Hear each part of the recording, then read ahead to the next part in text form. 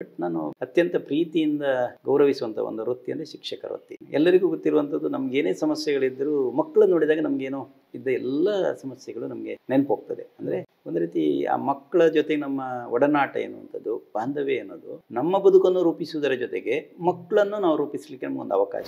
ಸಂಘಟನೆಯ ಬಹಳ ದೊಡ್ಡ ಜವಾಬ್ದಾರಿ ಏನು ಅಂತ ಹೇಳಿದರೆ, ಯಾರೇ ಅಸಹಾಯಕರು ಅವ್ರಿಗೆ ಹೆಲ್ಪ್ ಮಾಡುವಂಥದ್ದು, ಅದು ಮೇನ್ ಉದ್ದೇಶ ಇರಬೇಕು. ಜಾತಿ ಅನ್ನೋದು ನೆಪ ಅಷ್ಟೇ. ನಮಗೆ ಒಂದು ಸಂಘಟಿತರಾಗಲಿಕ್ಕೆ ಒಂದು ವೇದಿಕೆ ವಿನಃ ಒಂದೇ ಜಾತಿಗೆ ಅದು ಮೀಸಲಾದರೆ ಅದು ಹೈಲೈಟ್ ಆಗೋದು. ದಶಮಾನೋತ್ಸವದ ಸಂದರ್ಭದಲ್ಲಿ ಆ 2.5 ಕೋಟಿ ರೂಪಾಯಿ ಹಣ ಏನು ಸಂದಾಯ ಆಗಿದೆ, ಅಷ್ಟೂ ಜನ ದಾನಿಗಳನ್ನು ನಾನು ದೇವರ ರೂಪದಲ್ಲಿ ನಾನು ಕಾಣ್ತಾ ಇದ್ದೇನೆ. ನಾನು ಹೇಳಿದ ನಮಗೆ ಕೊಡುವಂಥ ತಾಕತ್ತಿಲ್ಲ, ಆದರೆ ಇದ್ದವರಿಂದ ಇಲ್ಲದವರಿಗೆ ಹಂಚುವ ಕೆಲಸವನ್ನು ನಮ್ಮ ಯುವಕರ ಸಂಘ ಮಾಡಿದೆ ಅಂತ ನಾವು ಹೆಮ್ಮೆಯಿಂದ ಹೇಳ್ಕೊಳ್ತಾ ಇದ್ದೇವೆ. ಉಡುಪಿ ಜಿಲ್ಲೆಯಲ್ಲಿ ಜಾತಿ ಸಂಘಟನೆಯಲ್ಲಿ ಜಿಲ್ಲಾ ರಾಜ್ಯೋತ್ಸವ ಸಿಕ್ಕಿತ್ತು ಅಂತ ಹೇಳಿದರೆ ಅದು ಪ್ರಥಮ. ನಮಗೆ ಭಾಳ ಹೆಮ್ಮೆ ಅದು. ಯಾಕೆಂದ್ರೆ ನಾವು ಯಾಕೆ ಅದು ಕೊಟ್ಟಿದ್ದೇವೆ, ನಾವು ಇತರ ಸಮುದಾಯದ ನಾವು ಹಸಿರು ಹೊನ್ನು ಮಾಡಿದ್ದೀವಿ. ಕೇವಲ ಬಂಟರು ಮಕ್ಕಳಲ್ಲ, ಎಲ್ಲ ಕಮ್ಯುನಿಟಿ ಮಕ್ಕಳಿದ್ದಾರೆ. ನಾವು ರಕ್ತದಾನ ಮಾಡ್ತೀವಿ, ಕೇವಲ ಬಂಟರು ಮಕ್ಕಳು ಮಾತ್ರ ಬನ್ನಿ ಅಂತ ಹೇಳಲ್ಲ. ಅಥವಾ ವಿದ್ಯಾರ್ಥಿ ವೇತನಕ್ಕೆ ಕಷ್ಟ ಅಂತ ಹೇಳಿದ್ರೆ ಯಾವುದೇ ಜಾತಿ ಮಕ್ಕಳಂತೂ ನಾನು ನೋಡೋದಿಲ್ಲ. ಆರೋಗ್ಯಕ್ಕೆ ಸಂಬಂಧಪಟ್ಟ ಹಾಗೆ ಅರ್ಜಿಗಳು ಜಾಸ್ತಿ ಆಗಿದೆ. ಕಾಯಿಲೆ ಎನ್ನುವುದು ಕೇವಲ ಬಂಟರಿಗೆ ಅಂತಲ್ಲ, ಯಾರಿಗೆ ನಾವು ತುರ್ತಾಗಿ ಅಗತ್ಯ ಇದೆ ಅವರಿಗೆ ನಾವು ಹೆಲ್ಪ್ ಮಾಡಬೇಕಾದ್ರು ನಮ್ಮ ಮಾನವೀಯ ಗುಣ. ಅದು ದೊಡ್ಡತನ ಅನ್ನೋದು ನಾನು ಹೇಳಲ್ಲ. ಸಮಾಜ ಸೇವೆಗೆ ನಮಗೆ ಬಹಳ ದೊಡ್ಡ ಬುನಾದಿ ಕೊಟ್ಟದ್ದು ಹೆಲ್ತ್.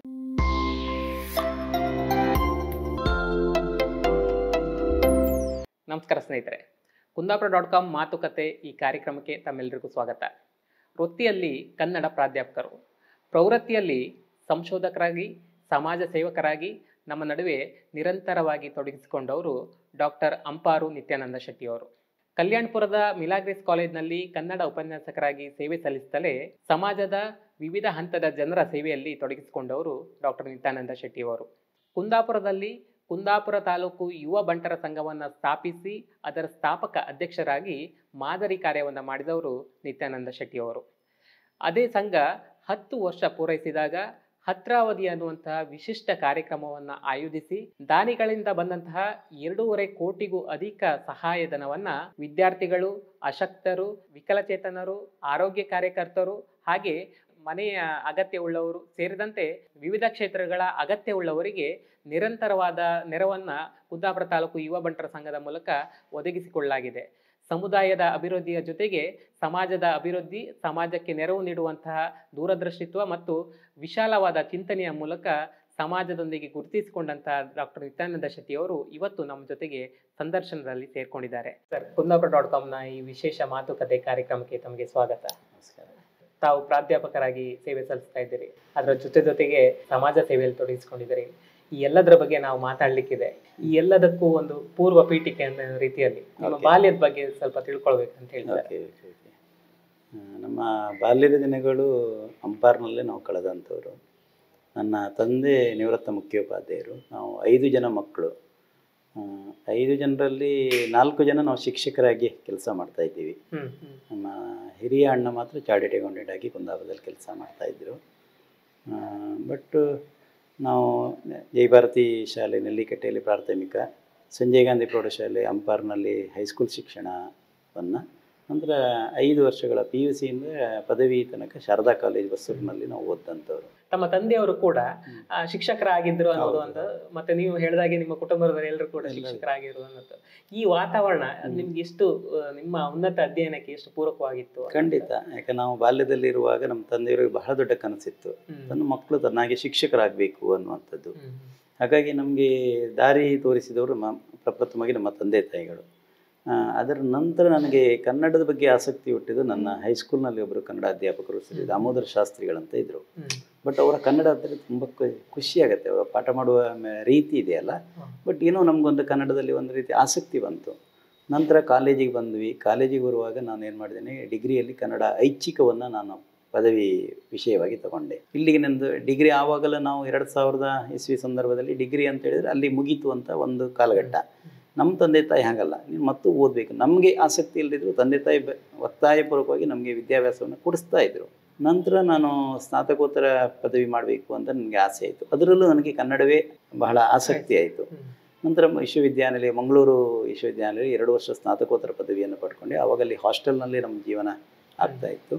ಏಕೆ ನಾವು 5 ಜನ ಮಕ್ಕಳಾದ್ರಿಂದ ನಮ್ಮ ತಂದೆ ತಾಯಿಗೆ 5 ಜನ ಮಕ್ಕಳಿಗೆ ಒಂದು ಉನ್ನತ ಶಿಕ್ಷಣ ಕೊಡಿದೆವು. ಆವಾಗಿನ ಕಾಲದಲ್ಲಿ ಸವಾಲಾಗಿತ್ತು. ಆದರೂ ನಮಗೇನು ಕೊರತೆ ಮಾಡಲಿಲ್ಲ. ನಮ್ಮ ತಂದೆ ತಾಯಿ ಯಾವ ಸಂದರ್ಭದಲ್ಲೂ ನಮಗೆ ಕೊರತೆ ಕೊಟ್ಟಿಲ್ಲ. ಬಟ್ ಏನೋ ಒಂದು ಶಿಸ್ತುಬದ್ಧವಾದ ಜೀವನ ಕೊಟ್ಬಿಟ್ರು. ಯಾಕೆ ನಮಗೆ 10 ರೂಪಾಯಿ ಆದರೂ ನಮಗೆ ಇವತ್ತು ಅದರ ಮೌಲ್ಯ ಗೊತ್ತುಂಟು.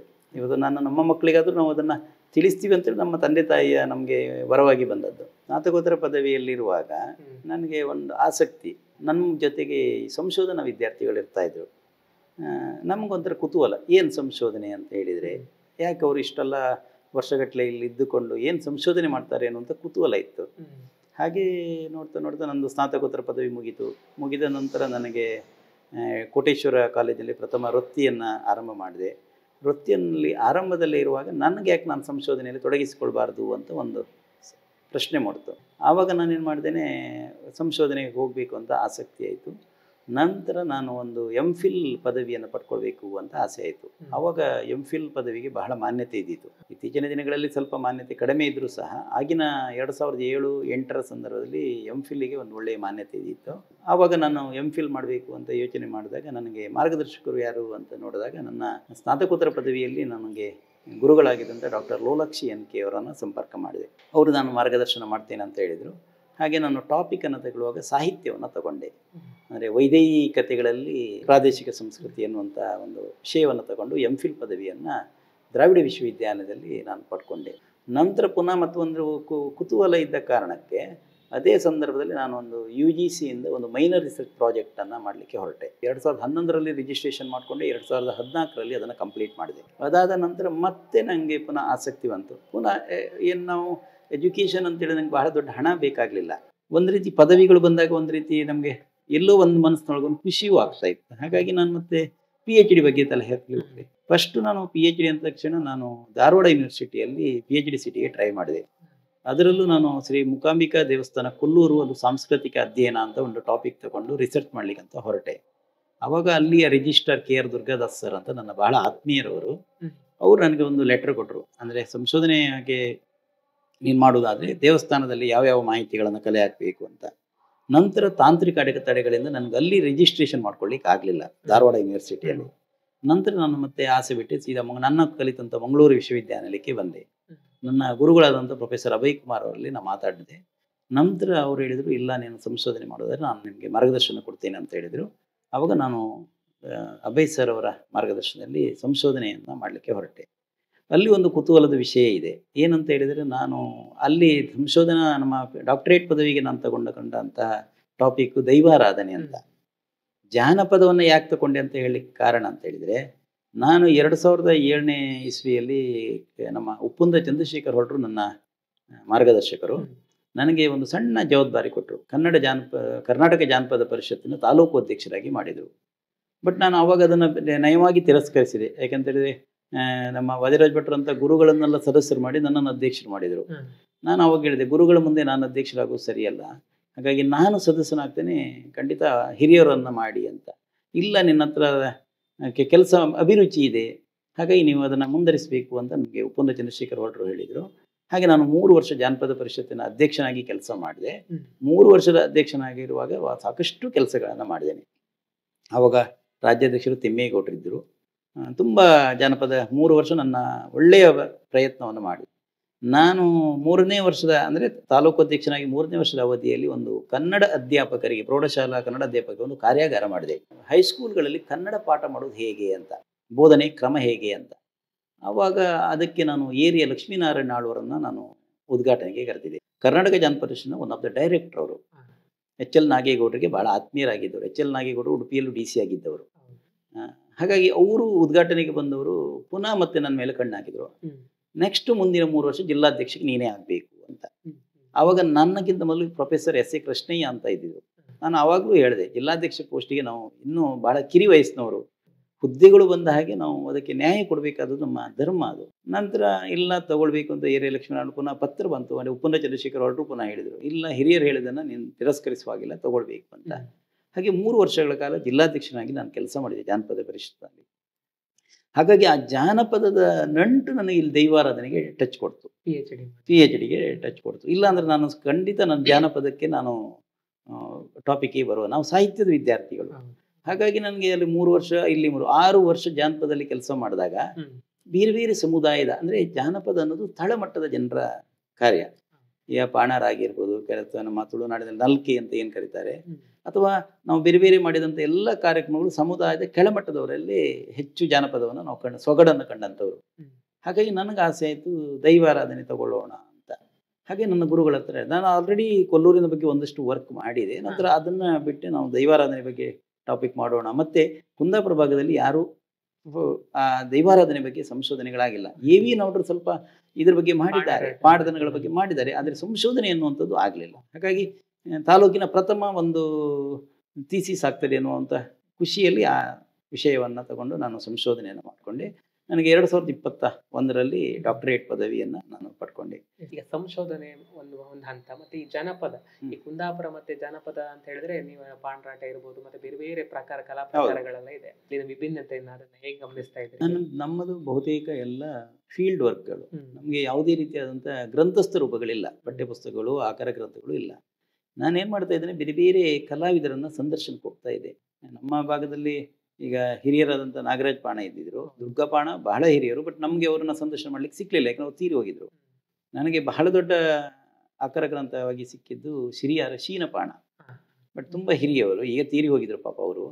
ಬಟ್ ನನಗೆ ದಿನಕ್ಕೆ ಅವ್ರದ್ದು ಹೇಗಂತ ಹೇಳಿದ್ರೆ, ನಾನು ಸಂದರ್ಶಕ್ಕೆ ಹೋದಾಗ ಅವರು ಆರೋಗ್ಯವಂತರಾಗಿದ್ದರೆ ಬಹಳ ಆಳವಾದಂಥ ಜ್ಞಾನವನ್ನು ಹೇಳ್ತಾರೆ. ನಾನು ರೆಕಾರ್ಡ್ ಮಾಡ್ಕೊಂಡು ಬರ್ತಾ ಇದ್ದೇನೆ, ಬಂದು ಬರಿತಾ ಇದ್ದೆ, ಅವ್ರು ಏನು ಹೇಳಿದ್ರು ನಾನು ಬರಿತಾ ಇದ್ದೆ. ಬರೆದು ಬರೆದು ಬರೆದು ಒಂದು ಆಕಾರದ ರೂಪದಲ್ಲಿ ಮಾಡಿಕೊಂಡು ನಂತರ ನಾನು ಮತ್ತೆ ನಮ್ಮ ಗುರುಗಳು ಬಹಳ ದೊಡ್ಡ ಜ್ಞಾನಿ ಅಭಯ್ ಕುಮಾರ್ ಅಂತ, ಅವರ ಜೀವನದುದ್ದಕ್ಕೂ ಅವರು ಜಾನಪದದಲ್ಲಿ ಕೆಲಸ ಮಾಡಿದಂಥ ಒಬ್ಬರು ಗುರುಗಳು. ಹಾಗಾಗಿ ನನಗೆ ಅವರ ಮಾರ್ಗದರ್ಶನ ಸರಿಯಾಗಿ ಸಿಕ್ಕಿತು. ಮತ್ತು ಈ ಕಡೆ ನನ್ನ ಸ್ನೇಹಿತ ಪ್ರತಾಪ್ ಚಂದ್ರ ಶೆಟ್ಟಿಯವರ ಸಹಕಾರ ಸಿಕ್ಕಿತು. ಮತ್ತು ನನ್ನ ಚೇತನ್ ಶೆಟ್ಟಿ ಕೋವಾಡಿದ್ರು.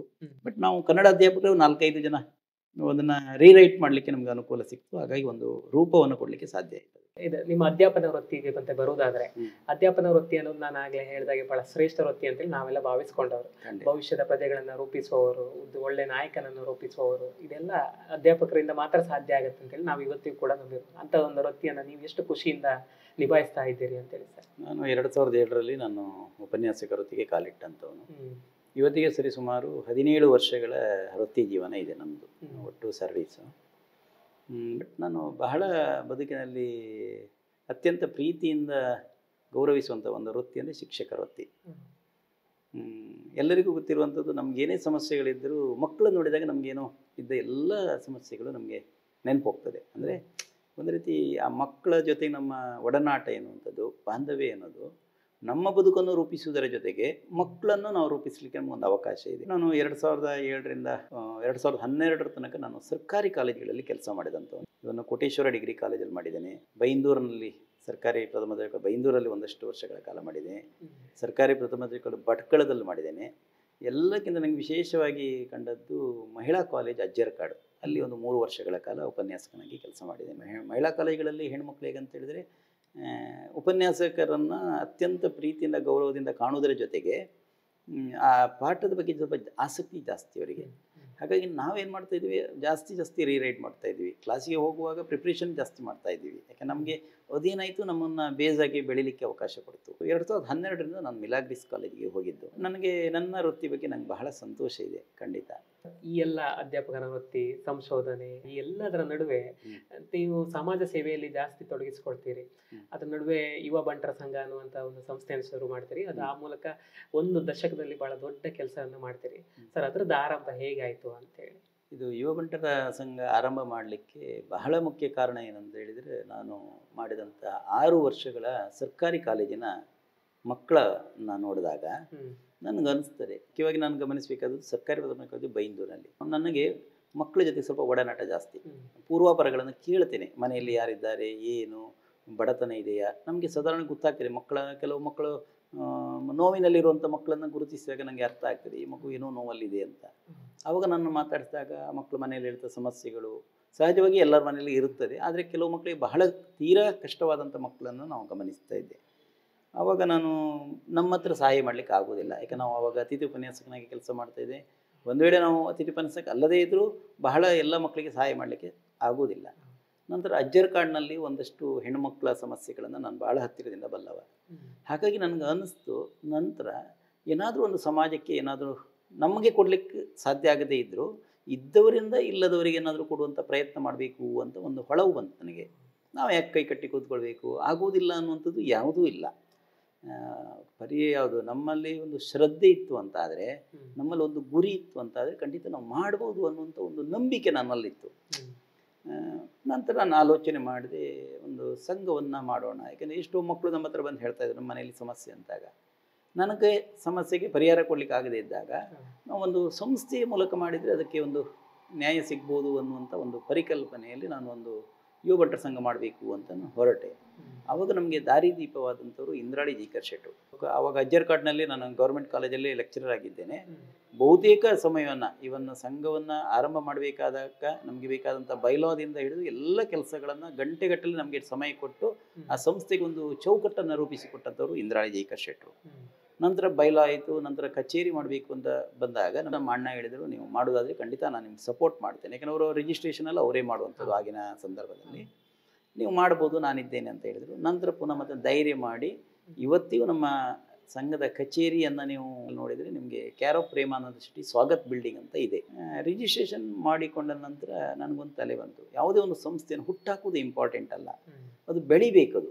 ಆವಾಗ ನಾನು ಆಲೋಚನೆ ಮಾಡಿದ್ದು, ನಾವು ಸಂಘವನ್ನು ಉದ್ಘಾಟನೆ ಮಾಡುವ ಮೊದಲೇ 1,000 ಸದಸ್ಯರನ್ನು ಮಾಡಬೇಕು ಅಂತ.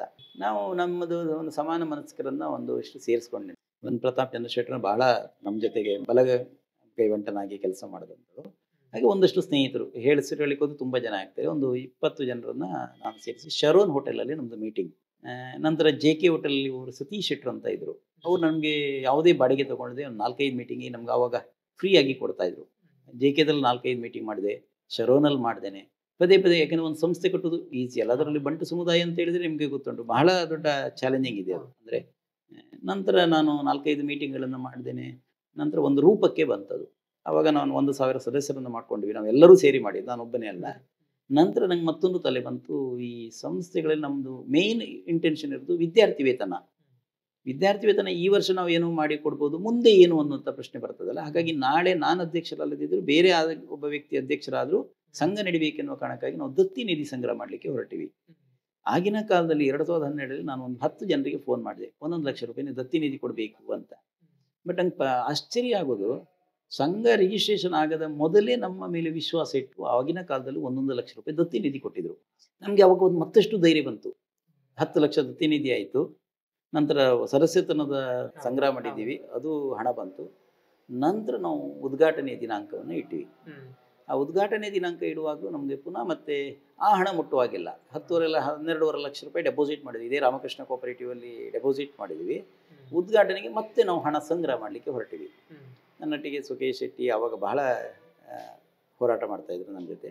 ಹಾಗೆ ಒಂದಷ್ಟು ಜನ, ಎಲ್ಲರ ಹೆಸರಲ್ಲಿಕ್ಕೆ ಹೋಗಲ್ಲ, ಪ್ರತಾಪ್, ಚೇತನು, ಬಹಳಷ್ಟು ಜನ ಇದ್ದರು ನಮ್ಮ ಜೊತೆಗೆ.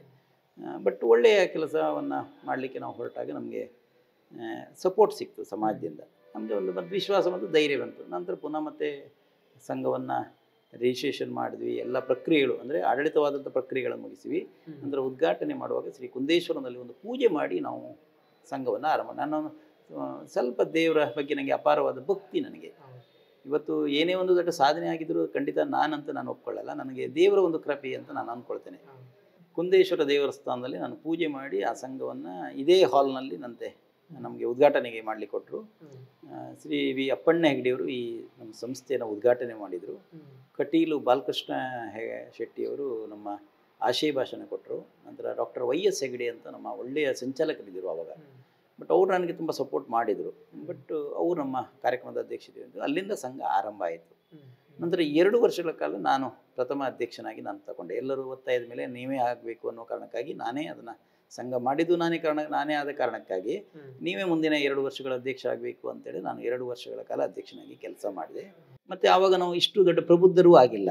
ಯಾಕೆ ನನಗೆ ಆವಾಗ ಒಂದು 29 ವರ್ಷ. ನನಗೆ ನಾವು ದೊಡ್ಡ ಮಟ್ಟದ ಪ್ರಬುದ್ಧತೆ ನಮ್ಮ ಹತ್ರ ಇಲ್ಲ ಇತ್ತು. ಆದರೂ ಈ ಸಮಾಜ ನಮ್ಮ ಜೊತೆ ನಮಗೆ ಬೆಂಬಲ ಕೊಟ್ಟರು. ನಾವು ಒಂದು ಒಳ್ಳೆಯ ಕಾರ್ಯಕ್ರಮವನ್ನು ಉದ್ಘಾಟನೆ ಮಾಡಿದ್ವಿ. 2 ವರ್ಷಗಳ ಕಾಲ ಒಂದಷ್ಟು ವಿದ್ಯಾರ್ಥಿಗಳಿಗೆ ವಿದ್ಯಾರ್ಥಿ ವೇತನ, ಒಂದಷ್ಟು ಆರೋಗ್ಯ ವಿಚಾರಕ್ಕೆ ಸಂಬಂಧಪಟ್ಟಂತಹ ಹೆಲ್ತ್ಗೆ ಸಂಬಂಧಪಟ್ಟ ಹಾಗೆ ಒಂದಷ್ಟು ಜನರಿಗೆ ಫಲಾನುಭವಿಗಳಿಗೆ ಸಹಾಯಧನ, ಮತ್ತು ಮನೆಗಳಿಗೆ ಸ್ವಲ್ಪ ಸಹಾಯಧನ, ಹೊಲಿಗೆ ಮಿಷನ್ಗಳು, ಏನು ನಮಗೆ ಸಾಧ್ಯವಾದಷ್ಟು ಮಟ್ಟಿಗೆ ನಾವು ಸಹಾಯ ಮಾಡಿದ್ದೀವಿ. ನಮಗೆ ತೃಪ್ತಿ ಇದೆ. ಸಂಘ ಶುರು ಮಾಡುವುದು ಒಂದು ದೊಡ್ಡ ಸಾಹಸ ಆದರೆ ಅದನ್ನ ಮುಂದುವರಿಸಿಕೊಂಡು ಬರುವಂಥದ್ದು ಇನ್ನೊಂದು ದೊಡ್ಡ ಸಾಹಸ ಅಂತೇಳಿ ನಾವು ಅಂದ್ಕೊಂಡಿದ್ದೀವಿ. ಸಂಘ 10 ವರ್ಷಗಳನ್ನು ಪೂರೈಸುತ್ತೆ. ಬೇರೆ ಬೇರೆ ಅಧ್ಯಕ್ಷರು ಬರ್ತಾರೆ, ಅವರವರ ವ್ಯಾಪ್ತಿಯಲ್ಲಿ ಆಗುವಂಥ ಒಳ್ಳೆ ಕಾರ್ಯಗಳನ್ನು ಮಾಡ್ತಾ ಹೋಗ್ತಾರೆ. ಮತ್ತೆ 10ನೇ ವರ್ಷ ಅಂತೇಳಿ ಬಂದಾಗ ಅದೊಂದು ಸಂಭ್ರಮ. ಅಲ್ಲಿ ನಮ್ಮದು 2 ವರ್ಷದ ಅವಧಿ ಮುಗಿದ ತಕ್ಷಣ ನನಗೆ ನಮ್ಮ ಕಮಿಟಿಯ ಸದಸ್ಯರೆಲ್ಲ ಹೇಳಿದರು, ಆರಂಭದ 2 ವರ್ಷ ನಿಮಗೆ ಸಂಘ ಕಟ್ಟಲಿಕ್ಕೆ ಮಾತ್ರ ಸಿಕ್ಕಿದ್ದು, ಮುಂದಿನ 2 ವರ್ಷ ನೀವು ಪುನಃ ಕಂಟಿನ್ಯೂ ಆಗಬೇಕು ಅಂತ ಹೇಳಿದರು. ಆದರೆ ನಾನು ಅದಕ್ಕೆ ಒಪ್ಪಲಿಲ್ಲ. ಯಾಕೆಂದರೆ ಆ ಬೈಲಾ ಮಾಡಿದ್ದು ನಾನೇ. ನಮ್ಮ ಬೈಲಾದಲ್ಲಿ ಪದಾಧಿಕಾರಿಗಳಿಗೆ ಕೇವಲ 2 ವರ್ಷಗಳ ಅವಕಾಶ ಅಂತ ನಾವು ಮಾಡಿದ್ವಿ. ಅಂದರೆ ಯಾವುದೇ ಸಂಘ ಸಂಸ್ಥೆಗಳಲ್ಲಿ ಅಧ್ಯಕ್ಷರು ಪರ್ಮನೆಂಟ್ ಆಗಿ ಕೂತ್ಕೊಳ್ಬಾರ್ದು, ಇನ್ನೊಬ್ಬರಿಗೂ ಅವಕಾಶ ನಾವು ಮಾಡಿಕೊಡ್ಬೇಕು. ನಾವು ಮಾತ್ರ ನಾಯಕರಾಗಿ ಬೆಳೆದ್ರೆ ಸಾಲದು, ಉಳಿದವರನ್ನು ನಾವು ನಾಯಕರಾಗಿ ಬೆಳೆಸಿದ್ರೆ ಮಾತ್ರ ನಮಗೆ ಒಂದು ಸಮಾಜದಲ್ಲಿ ಗೌರವ ಸಿಗುತ್ತೆ. ನಂತರ ಬಹಳಷ್ಟು ಜನ ನಾವು ಒತ್ತಾಯ ಮಾಡಿದರೆ ನಾನು ನಿರಾಕರಣೆ ಮಾಡಿದೆ. ಆಗೋದಿಲ್ಲ, ಯಾಕೆ ನಾನೇ ಪೈಲಾವ್ ಮಾಡಿಕೊಂಡು ನಾನೇ ಮತ್ತೆ ಮುಂದಿನ 2 ವರ್ಷ ನಾನು ತಪ್ಪು ದಾರಿಗೆ ನಾನು ಎಡೆ ಮಾಡಿಕೊಟ್ಟಾಗ ಆಗ್ತದೆ. ಹಾಗಾಗಿ ನಾನು ಖಂಡಿತ ಆಗೋದಿಲ್ಲ ಅಂತ ನಂತರ ಸುಖೇಶ್ ಶೆಟ್ಟಿ ಮುಂದಿನ ಸಾರಥ್ಯವನ್ನು ವಹಿಸಿಕೊಂಡ್ರು. ಈ ನಡುವೆ ನಾನು ನನ್ನ ಗೌರವಾಧ್ಯಕ್ಷರು ನನ್ನ ಅವಧಿಯಲ್ಲಿ ಅಭಿನಂದನ್ ಶೆಟ್ಟರು ಕುಂದಾಪುರದ ಯುವ ಉದ್ಯಮಿ ಇದ್ದಿದ್ದರು, ಭಾಳ ಒಳ್ಳೆಯ ಮಾರ್ಗದರ್ಶನ ಮಾಡಿದರು ನಮಗೆ. ನಂತರ ಸುಖೇಶ್ ಶೆಟ್ಟಿ ಅಧ್ಯಕ್ಷರಾದಾಗ ಪುನಃ ನನಗೆ ಒತ್ತಡ ತಂದರು, ಗೌರವಾಧ್ಯಕ್ಷರು ನೀವೇ ಆಗಬೇಕು ಅಂತ. ನನಗೆ 2ನೇ ಅವಧಿಗೆ ನಾನು ಗೌರವಾಧ್ಯಕ್ಷನಾಗಿ ಕೆಲಸ ಮಾಡಿದೆ. ಸುಖೇಶ್ ಶೆಟ್ಟರು ಭಾಳ ಒಳ್ಳೆಯ ಕೆಲಸ ಮಾಡಿದರು. ಅಂದರೆ ಅವಾಗಲ ಸುಖೇಶ್ ಶೆಟ್ಟರು ಏನು ಬಹಳ ದೊಡ್ಡ ವಯಸ್ಸಿನವರಲ್ಲ, ನನ್ನದೇ ಪ್ರಾಯದವರು. ಅಂದರೆ ನಾವೆಲ್ಲ ಪ್ರಬುದ್ಧತೆ ಆಗಲಿಲ್ಲ. ಆವಾಗ ನಮಗೇನು ಉತ್ಸಾಹ ಮಾತ್ರ ಇತ್ತು, ಜನರನ್ನು ಹೇಗೆ ಸಂಪರ್ಕ ಮಾಡಬೇಕು ಅನ್ನುವಂಥದ್ದೆಲ್ಲ ಅಷ್ಟು ನಮಗೆ ತಿಳಿದಿಲ್ಲ. ಸುಖೇಶ್ ಶೆಟ್ಟರು ಭಾಳಷ್ಟು ಒಳ್ಳೆಯ ಕೆಲಸ ಮಾಡಿದರು. ವಿದ್ಯಾರ್ಥಿ ವೇತನ, ನಾನು ಏನು ಪ್ರಾಜೆಕ್ಟ್ಗಳನ್ನು ಮಾಡಿದ್ದೇನೆ ಅದನ್ನು ಅವರು ನಮ್ಮಲ್ಲಿ ವಿದ್ಯಾದೀವಿಗೆ, ಆರೋಗ್ಯ ಬಗ್ಗೆ ಮತ್ತು ಮಾಂಗಲ್ಯ ಸೂತ್ರ ಅಂತ 3 ಸಿಸ್ಟಮ್ಗಳನ್ನು ಇಟ್ಕೊಂಡಿದ್ವಿ ಆರಂಭದಲ್ಲಿ. ನಾನು ಮಾಡಿದಷ್ಟೇಕ್ಕಿಂತಲೂ ಒಂಚೂರು ಉತ್ತಮ ಕೆಲಸವನ್ನು ಸುಖೇಶ್ ಶೆಟ್ಟರು ಮಾಡ್ಕೊಂಡು ಬಂದರು. ನಂತರ 3ನೇ ಅವಧಿಗೆ ಪ್ರವೀಣ್ ಶೆಟ್ಟರು, ಕೊಡ್ಲಾಡಿ ಪ್ರವೀಣ್ ಶೆಟ್ಟರು 3ನೇ ಬಾರಿಗೆ ಅಧ್ಯಕ್ಷರಾದರು. ಅವರು ಭಾಳಷ್ಟು ಒಳ್ಳೆಯ ಕೆಲಸ ಮಾಡಿದರು. ಅಂದರೆ ನಮ್ಮ ಯುವ ಬಂಟರ ಸಂಘ ಏನು ಅಂತ ಹೇಳಿದ್ರೆ ಒಂದು ರೀತಿ ಸಹೋದರತೆಯ ಸಂಬಂಧಗಳೆಲ್ಲ. ಅಧ್ಯಕ್ಷರು ಯಾರೇ ಆದರೂ ಎಲ್ಲರೂ ಒಂದು ಒಳ್ಳೆಯ ಬಾಂಧವ್ಯ ಇತ್ತು. ಅಂದರೆ ನಮ್ಮೊಳಗೆ ಭಿನ್ನಾಭಿಪ್ರಾಯ ಇಲ್ಲ. ಎಲ್ಲರೂ ಅವರ ಕೆಲಸ ಮಾಡುವಾಗ ನಾವು ಜೊತೆ ಇರ್ತೀವಿ. ನನಗೆ ಪೂರ್ಣ ಪ್ರಮಾಣದ ಹೆಲ್ಪ್ ಪ್ರವೀಣ್ ಶೆಟ್ಟರು ಮಾಡಿದರು, ಸುಖೇಶ್ ಶೆಟ್ಟರು ಯಾರೇ ಆಗಿರ್ಬೋದು ನಮಗೂ ಹೆಲ್ಪ್ ಮಾಡಿದರು. ಪ್ರವೀಣ್ ಶೆಟ್ಟರು ಭಾಳ ಒಳ್ಳೆಯ ಕೆಲಸ ಮಾಡಿದರು. ಏನು ನಮ್ಮದೇನಂದ್ರೆ ಆವಾಗಲೂ ನಮಗೆ ದೊಡ್ಡ ಮಟ್ಟದ ಇದಿಲ್ಲ, ಏನು ವಿದ್ಯಾರ್ಥಿ ವೇತನ, ಹೆಲ್ಪು, ಆರೋಗ್ಯ ಬಗ್ಗೆ ಇದೇ ಒಂದು ಕನಸು ಬಿಟ್ಟರೆ ನಮಗೆ ಒಂದಷ್ಟು ಹೆಲ್ಪ್ಗಳನ್ನು ಪ್ರವೀಣ್ ಶೆಟ್ಟರು ಮಾಡಿದರು. ನಂತರ ಸುನಿಲ್ ಶೆಟ್ಟಿ ಹೇರಿಕಿದ್ರು 4ನೇ ಬಾರಿಗೆ ಅವಧಿಗೆ ಅಧ್ಯಕ್ಷರಾಗಲಿಕ್ಕೆ ಆರಂಭ ಆಯಿತು. ಆವಾಗ ಅವರಿಗೆ ಆರಂಭ ತಗೊಂಡ ಒಂದು 6 ತಿಂಗಳಾದ ದೊಡ್ಡ ಸವಾಲು ಬಂತು, ಯಾಕೆಂದರೆ ಕೊರೋನಾ ಬಂತು. ಆವಾಗ ಅವರಿಗೆ ಗೌರವಾಧ್ಯಕ್ಷರು ಡಾಕ್ಟರ್ ರಂಜನ್ ಶೆಟ್ಟರು ನ್ಯೂ ಮೆಡಿಕಲ್ ಸೆಂಟರ್ನವರು ಗೌರವಾಧ್ಯಕ್ಷರಾಗಿದ್ದರು. ಅಂಥ ಸಂದರ್ಭದಲ್ಲೂ ಸುನಿಲ್ ಶೆಟ್ಟರು ಭಾಳ ಹೋರಾಟ ಮಾಡಿದರು. ಯಾಕೆಂದರೆ ನಾವು ಪೊಲೀಸ್ ಇಲಾಖೆಯಿಂದ ಮತ್ತು ಜಿಲ್ಲಾಡಳಿತದಿಂದ ಒಂದು ಲೆಟರ್ ತಗೊಂಡು ನಮಗೆ ಓಡಾಡಲಿಕ್ಕೆ ಅವಕಾಶ ಮಾಡ್ಕೊಂಡಿವಿ. ಬೇರೆ ಬೇರೆ ರೀತಿಯ ಕಿಟ್ಗಳನ್ನು ವಿತರಿಸುವಂಥ ಕೆಲಸಗಳನ್ನು ಮತ್ತು ಅತಿಯಾದ ತುರ್ತಾಗಿ ಹೆಲ್ಪ್ ಮಾಡಬೇಕಾದಂಥವರಿಗೆ ಹಣದ ಅವಶ್ಯಕತೆಯನ್ನು ನಾವು ಮಾಡಿದ್ದೀವಿ. ಅದರಲ್ಲೂ ವಿಶೇಷವಾಗಿ ನಾನು ರಂಜನ್ ಡಾಕ್ಟ್ರನ್ನ ನಾನು ಪ್ರಶಂಸೆ ಮಾಡಬೇಕು. ಬಹಳ ನಮಗೆ ಒಬ್ಬರು ವೈದ್ಯಾಧಿಕಾರಿಯಾಗಿದ್ದುಕೊಂಡು ನಮಗೆ ಬಹಳ ನಮ್ಮ ಸಂಸ್ಥೆಗೆ ಭಾಳ ದೊಡ್ಡ ಕಾಂಟ್ರಿಬ್ಯೂಷನ್ ಕೊಟ್ಟಂಥವರು. ನಂತರ ಅವರ ಪೀರಿಯಡಲ್ಲಿ 2 ವರ್ಷ ಮುಗೀತಾ ಬರುವಂಥ ಸಂದರ್ಭದಲ್ಲಿ ನನಗೆ ದಶಮಾನೋತ್ಸವ ಅಂದಾಗ, ದಶಮಾನೋತ್ಸವ ಎನ್ನುವುದು ಒಂದು ಘಟ್ಟ, ಅದು ಇನ್ನಿರೋದು ಬೆಳ್ಳಿ ಹಬ್ಬ ಅಲ್ವಾ. ಹಾಗಾಗಿ ನೀವು ದಶಮಾನೋತ್ಸವಕ್ಕೆ ನೀವು ಸರಿಯಾಗಿ ಸೂಕ್ತವಾದಂಥ ಅಭ್ಯರ್ಥಿ ಅಂತ ಎಲ್ಲ ನನಗೆ ಸಹಮತ ಕೊಟ್ಟ ಕಾರಣಕ್ಕಾಗಿ ನನಗೆ ಒಂದು ಅವಕಾಶ ಲಭಿಸಿತ್ತು. ದಶಮ ಸಂಭ್ರಮವನ್ನು ನೀವು ಹತ್ರಾವಧಿ ಅಂತ ಹೇಳಿ ಒಂದು ಚಂದದ ಹೆಸರಿನ ಮೂಲಕ ನೀವು ಆರಂಭ ಮಾಡ್ತೀರಿ. ಆ ಆರಂಭದಿಂದ 1 ವರ್ಷದ ಅವಧಿಯಲ್ಲಿ ಬೇರೆ ಬೇರೆ ಕಾರ್ಯಕ್ರಮಗಳು, ಅದರಲ್ಲೇ ತಾವು ಹೇಳಿದಾಗೆ ವಿದ್ಯಾರ್ಥಿಗಳನ್ನಿರ್ಬೋದು, ಅಶಕ್ತರು ಇರ್ಬೋದು, ಆರೋಗ್ಯದ ಸಮಸ್ಯೆ ಇರುವವರು ಇರ್ಬೋದು, ಮನೆ ಕಟ್ಟುವವರು ಇರ್ಬೋದು, ಅಂದರೆ ಬೇರೆ ಬೇರೆ ವಿಭಾಗದಲ್ಲಿ ಅರ್ಹರಿಗೆ ಮತ್ತೆ ಸೂಕ್ತವಾದ ರೀತಿಯಲ್ಲಿ ಅದನ್ನು ತಲುಪಿಸುವ ಕೆಲಸ ಮಾಡಿದ್ರಿ. ಕುಂದಾಪುರ ಭಾಗದಲ್ಲಿ ಒಂದು ಗುರುತಿಸುವಂತಹ, ಗಮನಿಸುವಂಥ ಒಂದು ಕೆಲಸ ಇತ್ತು. ಈ ಎಲ್ಲ ತಯಾರಿಗಳು ಹೆಂಗಿತ್ತು ಸರ್? ನಾನು ಆರಂಭದಲ್ಲಿ ನನ್ನ ಪದಗ್ರಹಣ ಆಗುವಂಥ ಸಂದರ್ಭದಲ್ಲಿ ಒಂದಷ್ಟು ಯೋಚನೆಗಳಿತ್ತು. ನನ್ನ ಎಲ್ಲ ವಿಚಾರಗಳಿಗೆ ಒಂದು ರೂಪ ಕೊಡುವಂಥದ್ದು ನನ್ನ ಆಪ್ತ ಸ್ನೇಹಿತ, ನನ್ನ ಬಾಲ್ಯದ ಸ್ನೇಹಿತ, ಮತ್ತು ನನಗೆ ಒಂದು ರೀತಿ ನನ್ನದೇ ವಯಸ್ಸಿನಾದರೂ ನನಗೊಂದು ರೀತಿ ಮಾರ್ಗದರ್ಶಕನಾಗಿರುವಂಥದ್ದು ಶ್ರೀ ಪ್ರತಾಪ್ ಚಂದ್ರ ಶೆಟ್ಟಿ ಹಳ್ನಾಡು. ಭಟ್ರು ಅವರು ಬಹಳ ಪ್ರತಿಭಾವಂತ ವ್ಯಕ್ತಿಯವರು. ಯಾಕೆಂದರೆ ಇಡೀ ನಮ್ಮ ಎಲ್ಲರಿಗೂ ಮನೆ ಮಾತಾಗಿರುವಂಥವ್ರು, ಆಕಾಶವಾಣಿಯ ಮೂಲಕ ಎಲ್ಲರಿಗೂ ಚಿರಪರಿಚಿತ, ಮತ್ತು ಅವರ ನಾಲೆಜ್ ಅನ್ನೋದು ಅಷ್ಟು ಇದು. ನನಗೆ ವಿಚಾರಗಳಿದೆ, ಆ ವಿಚಾರಗಳಿಗೆ ರೂಪು ಕೊಡಲಿಕ್ಕೆ ಪ್ರತಾಪ್ ಚಂದ್ರ ಶೆಟ್ಟರು ಸಹಕಾರ. ನಾನು ಇಲ್ಲಿ ದಶಮ ಸಂಭ್ರಮದ ಅಧ್ಯಕ್ಷನಾಗಿ ತಗೊಳ್ಳುವಾಗಲೂ ಸಹ ನಾನು ಪುನಃ ಮತ್ತೆ ಕುಂದೇಶ್ವರನಲ್ಲಿ ಪ್ರಾರ್ಥನೆ ಮಾಡಿದೆ. ನಾನೇ ಕಟ್ಟಿದಂಥ ಸಂಸ್ಥೆ, ಈಗ ಈ ಸಂಸ್ಥೆ ಬೆಳಿಬೇಕಾದ್ರೆ ನನಗೆ ನಿನ್ನ ಕೃಪೆ ಬೇಕು ಅಂತ ದೇವರಲ್ಲಿ ನಾನು ಬೇಡ್ಕೊಂಡೆ. ಅಂದರೆ ಪುನಃ ಮತ್ತೆ ದಶಮಾನೋತ್ಸವದ ಅಧ್ಯಕ್ಷ ಗಾದಿಯನ್ನು ತಗೊಂಡೆ, ನಮ್ಮ ಹಿಂದಿನ ಅಧ್ಯಕ್ಷರಿಂದ ನಾನು ತಗೊಂಡೆ. ನಂತರ ತಗೊಂಡ ಕೇವಲ 1 ತಿಂಗಳಲ್ಲಿ ನಾನು ಒಂದಿಷ್ಟು ರೂಪುರೇಷೆ ಮಾಡಿದ್ದೀನಿ. ದಶಮಾನೋತ್ಸವದಲ್ಲಿ ಏನೇನು ಕಾರ್ಯಕ್ರಮಗಳನ್ನು ಮಾಡ್ಬೋದು, ಹೇಗೆ ಮಾಡ್ಬೋದು ಅನ್ನೋ ಬಗ್ಗೆ ಒಂದು ನೀಲನಕ್ಷೆ ಅಂತ ನಾವು ಏನು ಹೇಳ್ತೀವಿ ತಯಾರು ಮಾಡಿಕೊಂಡೆ. ನನಗೆ ಒಂದು ಕಾಲೇಜಿನ ಒತ್ತಡಗಳು, ನಾನು ಅದರಲ್ಲೂ ನಾನು ಪ್ರಶಂಸೆ ಮಾಡಬೇಕು, ನಮ್ಮ ಮಿಲಾಗ್ರಿಸ್ ಶಿಕ್ಷಣ ಸಂಸ್ಥೆಗೆ ನಾನು ಕೃತಜ್ಞನಾಗಿದ್ದೇನೆ. ಯಾಕೆಂದರೆ ಭಾಳ ಸಪೋರ್ಟಾಗಿ ನನಗೆ ಸಹಕಾರ ಕೊಟ್ಟಿದ್ದರು. ನಂತರ ನಾನು ರೂಪುರೇಷೆ ಮಾಡಿದೆ, ಪ್ರತಾಪ್ ಚಂದ್ರ ಶೆಟ್ಟಿಯಲ್ಲಿ ಹೇಳಿದೆ ಇಂತಿಂಥ ಕೆಲಸಗಳು ಆಗಬೇಕು. ನನಗೆ ಬಹಳ ದೊಡ್ಡ ಕನಸಂದರೆ ಸಮಾಜದಲ್ಲಿ ನೊಂದವರಿಗೆ ನಾವು ಏನಾದರೂ ಹೆಲ್ಪ್ ಮಾಡಬೇಕು ಅನ್ನೋದೇ ನನ್ನ ಉದ್ದೇಶ. ಅವರು ಅದಕ್ಕೆ ಒಂದು ರೂಪುರೇಷೆ ನೋಡರು. ಬಹಳ ಒಳ್ಳೆಯ ಪ್ರಾಜೆಕ್ಟ್ಗಳನ್ನು ನಾವು ಕೆಲವು ಇಂಪ್ಲಿಮೆಂಟೇಷನ್ ಮಾಡಿದ್ವಿ. ಒಂದು ಆಸರೆ ಅಂತ, ತಂದೆ ತಾಯಿ ಇಲ್ಲದ ಮಕ್ಕಳು. ಯಾಕೆಂದರೆ ತಂದೆ ತಾಯಿ ಇದ್ದು ನಮಗೆ ಒಂದು 100 ರೂಪಾಯಿ ನಾವು ತೊಗೊಳ್ಬೇಕಾದ್ರೆ ಎಷ್ಟು ಕಷ್ಟಪಡ್ತೀವಿ ಅನ್ನೋದು ನಮಗೆ ಆ ವಾಸ್ತವ ಗೊತ್ತಿರುವಾಗ, ತಂದೆ ತಾಯಿ ಇಲ್ಲದ ಮಕ್ಕಳು ಇನ್ಯಾರೊಂದು ಹಣವನ್ನು ಪಡ್ಕೊಳ್ಳೋದು ಬಹಳ ಕಷ್ಟದ ಕೆಲಸ. ಹಾಗಾಗಿ ಆ ಮಕ್ಕಳನ್ನು ಒಂದು ಕೇಂದ್ರವಾಗಿ ಇಟ್ಕೊಂಡೆ. ಎರಡನೇದು ವಿಕಲಚೇತನ ಮಕ್ಕಳು. ಯಾಕೆಂದರೆ ನಾವು ಆ ವಿಕಲಚೇತನ ಮಕ್ಕಳ ಪರಿಸ್ಥಿತಿ, ಆ ತಾಯಿಯನ್ನು ನಮಗೆ 1 ಗಂಟೆ ಶಾಲೆಯಲ್ಲಿ ಕಾಲೇಜಿನಲ್ಲಿ 1 ಗಂಟೆ ಆ ಮಕ್ಕಳನ್ನು ನೋಡಿದಾಗ ನಮ್ಗೆ ಅಯ್ಯೋ ಅನ್ನಿಸ್ತದೆ. ಆ ತಾಯಂದಿರು ಜೀವಮಾನ ಇಡೀ ಆ ಮಕ್ಕಳನ್ನು ಆರೈಕೆ ಮಾಡ್ಕೊಂಡಿರೋದು ಬಹಳ ನನಗೆ ಮನಸ್ಸಿಗೆ ನೋವಾಯಿತು. ಹಾಗಾಗಿ ಅಂಥ ಮಕ್ಕಳಿಗೆ ಹೆಲ್ಪ್ ಮಾಡೋಣ ಅಂತ ಪ್ರತಾಪಣ್ಣಂಗೆ ಹೇಳಿದ್ದೇನೆ. ನಂತರ ಕಳೆದ ವರ್ಷದಿಂದ ನಾವು ಆ ಪ್ರಾಜೆಕ್ಟನ್ನು, ಈಗ ನಾಡಿದ್ದು ಕೊಡುವಂಥ 25 ಲಕ್ಷ ರೂಪಾಯಿ ಬಹುತೇಕ ಅದೇ ಮಕ್ಕಳಿಗೆ. ಹಿಂದೆ ನನ್ನ ಅವಧಿಯಲ್ಲಿ ನಾನು ಆರಂಭದ ಕೊಟ್ಟದಲ್ಲಾಗ ಆಸರೆ ಮತ್ತು ನವಚೇತನದಲ್ಲಿ ಸಾಧಾರಣ ಒಂದು 30-35 ಲಕ್ಷ ರೂಪಾಯಿ ವಿದ್ಯಾರ್ಥಿ ವೇತನ ಕೊಟ್ಟಿದ್ದೀವಿ ಅದೇ ಮಕ್ಕಳಿಗೆ. ನಂತರ ಮೂರನೇದು ಸರ್ಕಾರಿ ಕಾಲೇಜಿನ ಮಕ್ಕಳು, ಅಂದರೆ ಬಹಳ ಬಡತನದಲ್ಲಿರುವಂಥ ಮಕ್ಕಳು. ಆ ಮಕ್ಕಳಿಗೆ ಯಾರು ಹಣಕಾಸಿನ ಅಭಾವ ಇರ್ತದೆ. ಹಾಗಾಗಿ ಆ ಮೂರನ್ನ ಇಟ್ಟುಕೊಂಡು ವಿದ್ಯಾರ್ಥಿ ವೇತನವನ್ನು ನಾವು ರೂಪಿಸಿದ್ದೀವಿ. ನಂತರ ನಮಗೆ ಒಂದು ಬಹಳ ಕಣ್ಣಿಗೆ ತೋರಿದ್ರು ಈ ಅಂಗನವಾಡಿ ಕಾರ್ಯಕರ್ತೆಯರು, ಆಶಾ ಕಾರ್ಯಕರ್ತೆಯರು. ಪಾಪ ಹೆಣ್ಣುಮಕ್ಕಳು, ಅವರನ್ನು ಸಮಾಜದಲ್ಲಿ ಯಾರೂ ಗುರುತಿಸುವವರಿಲ್ಲ.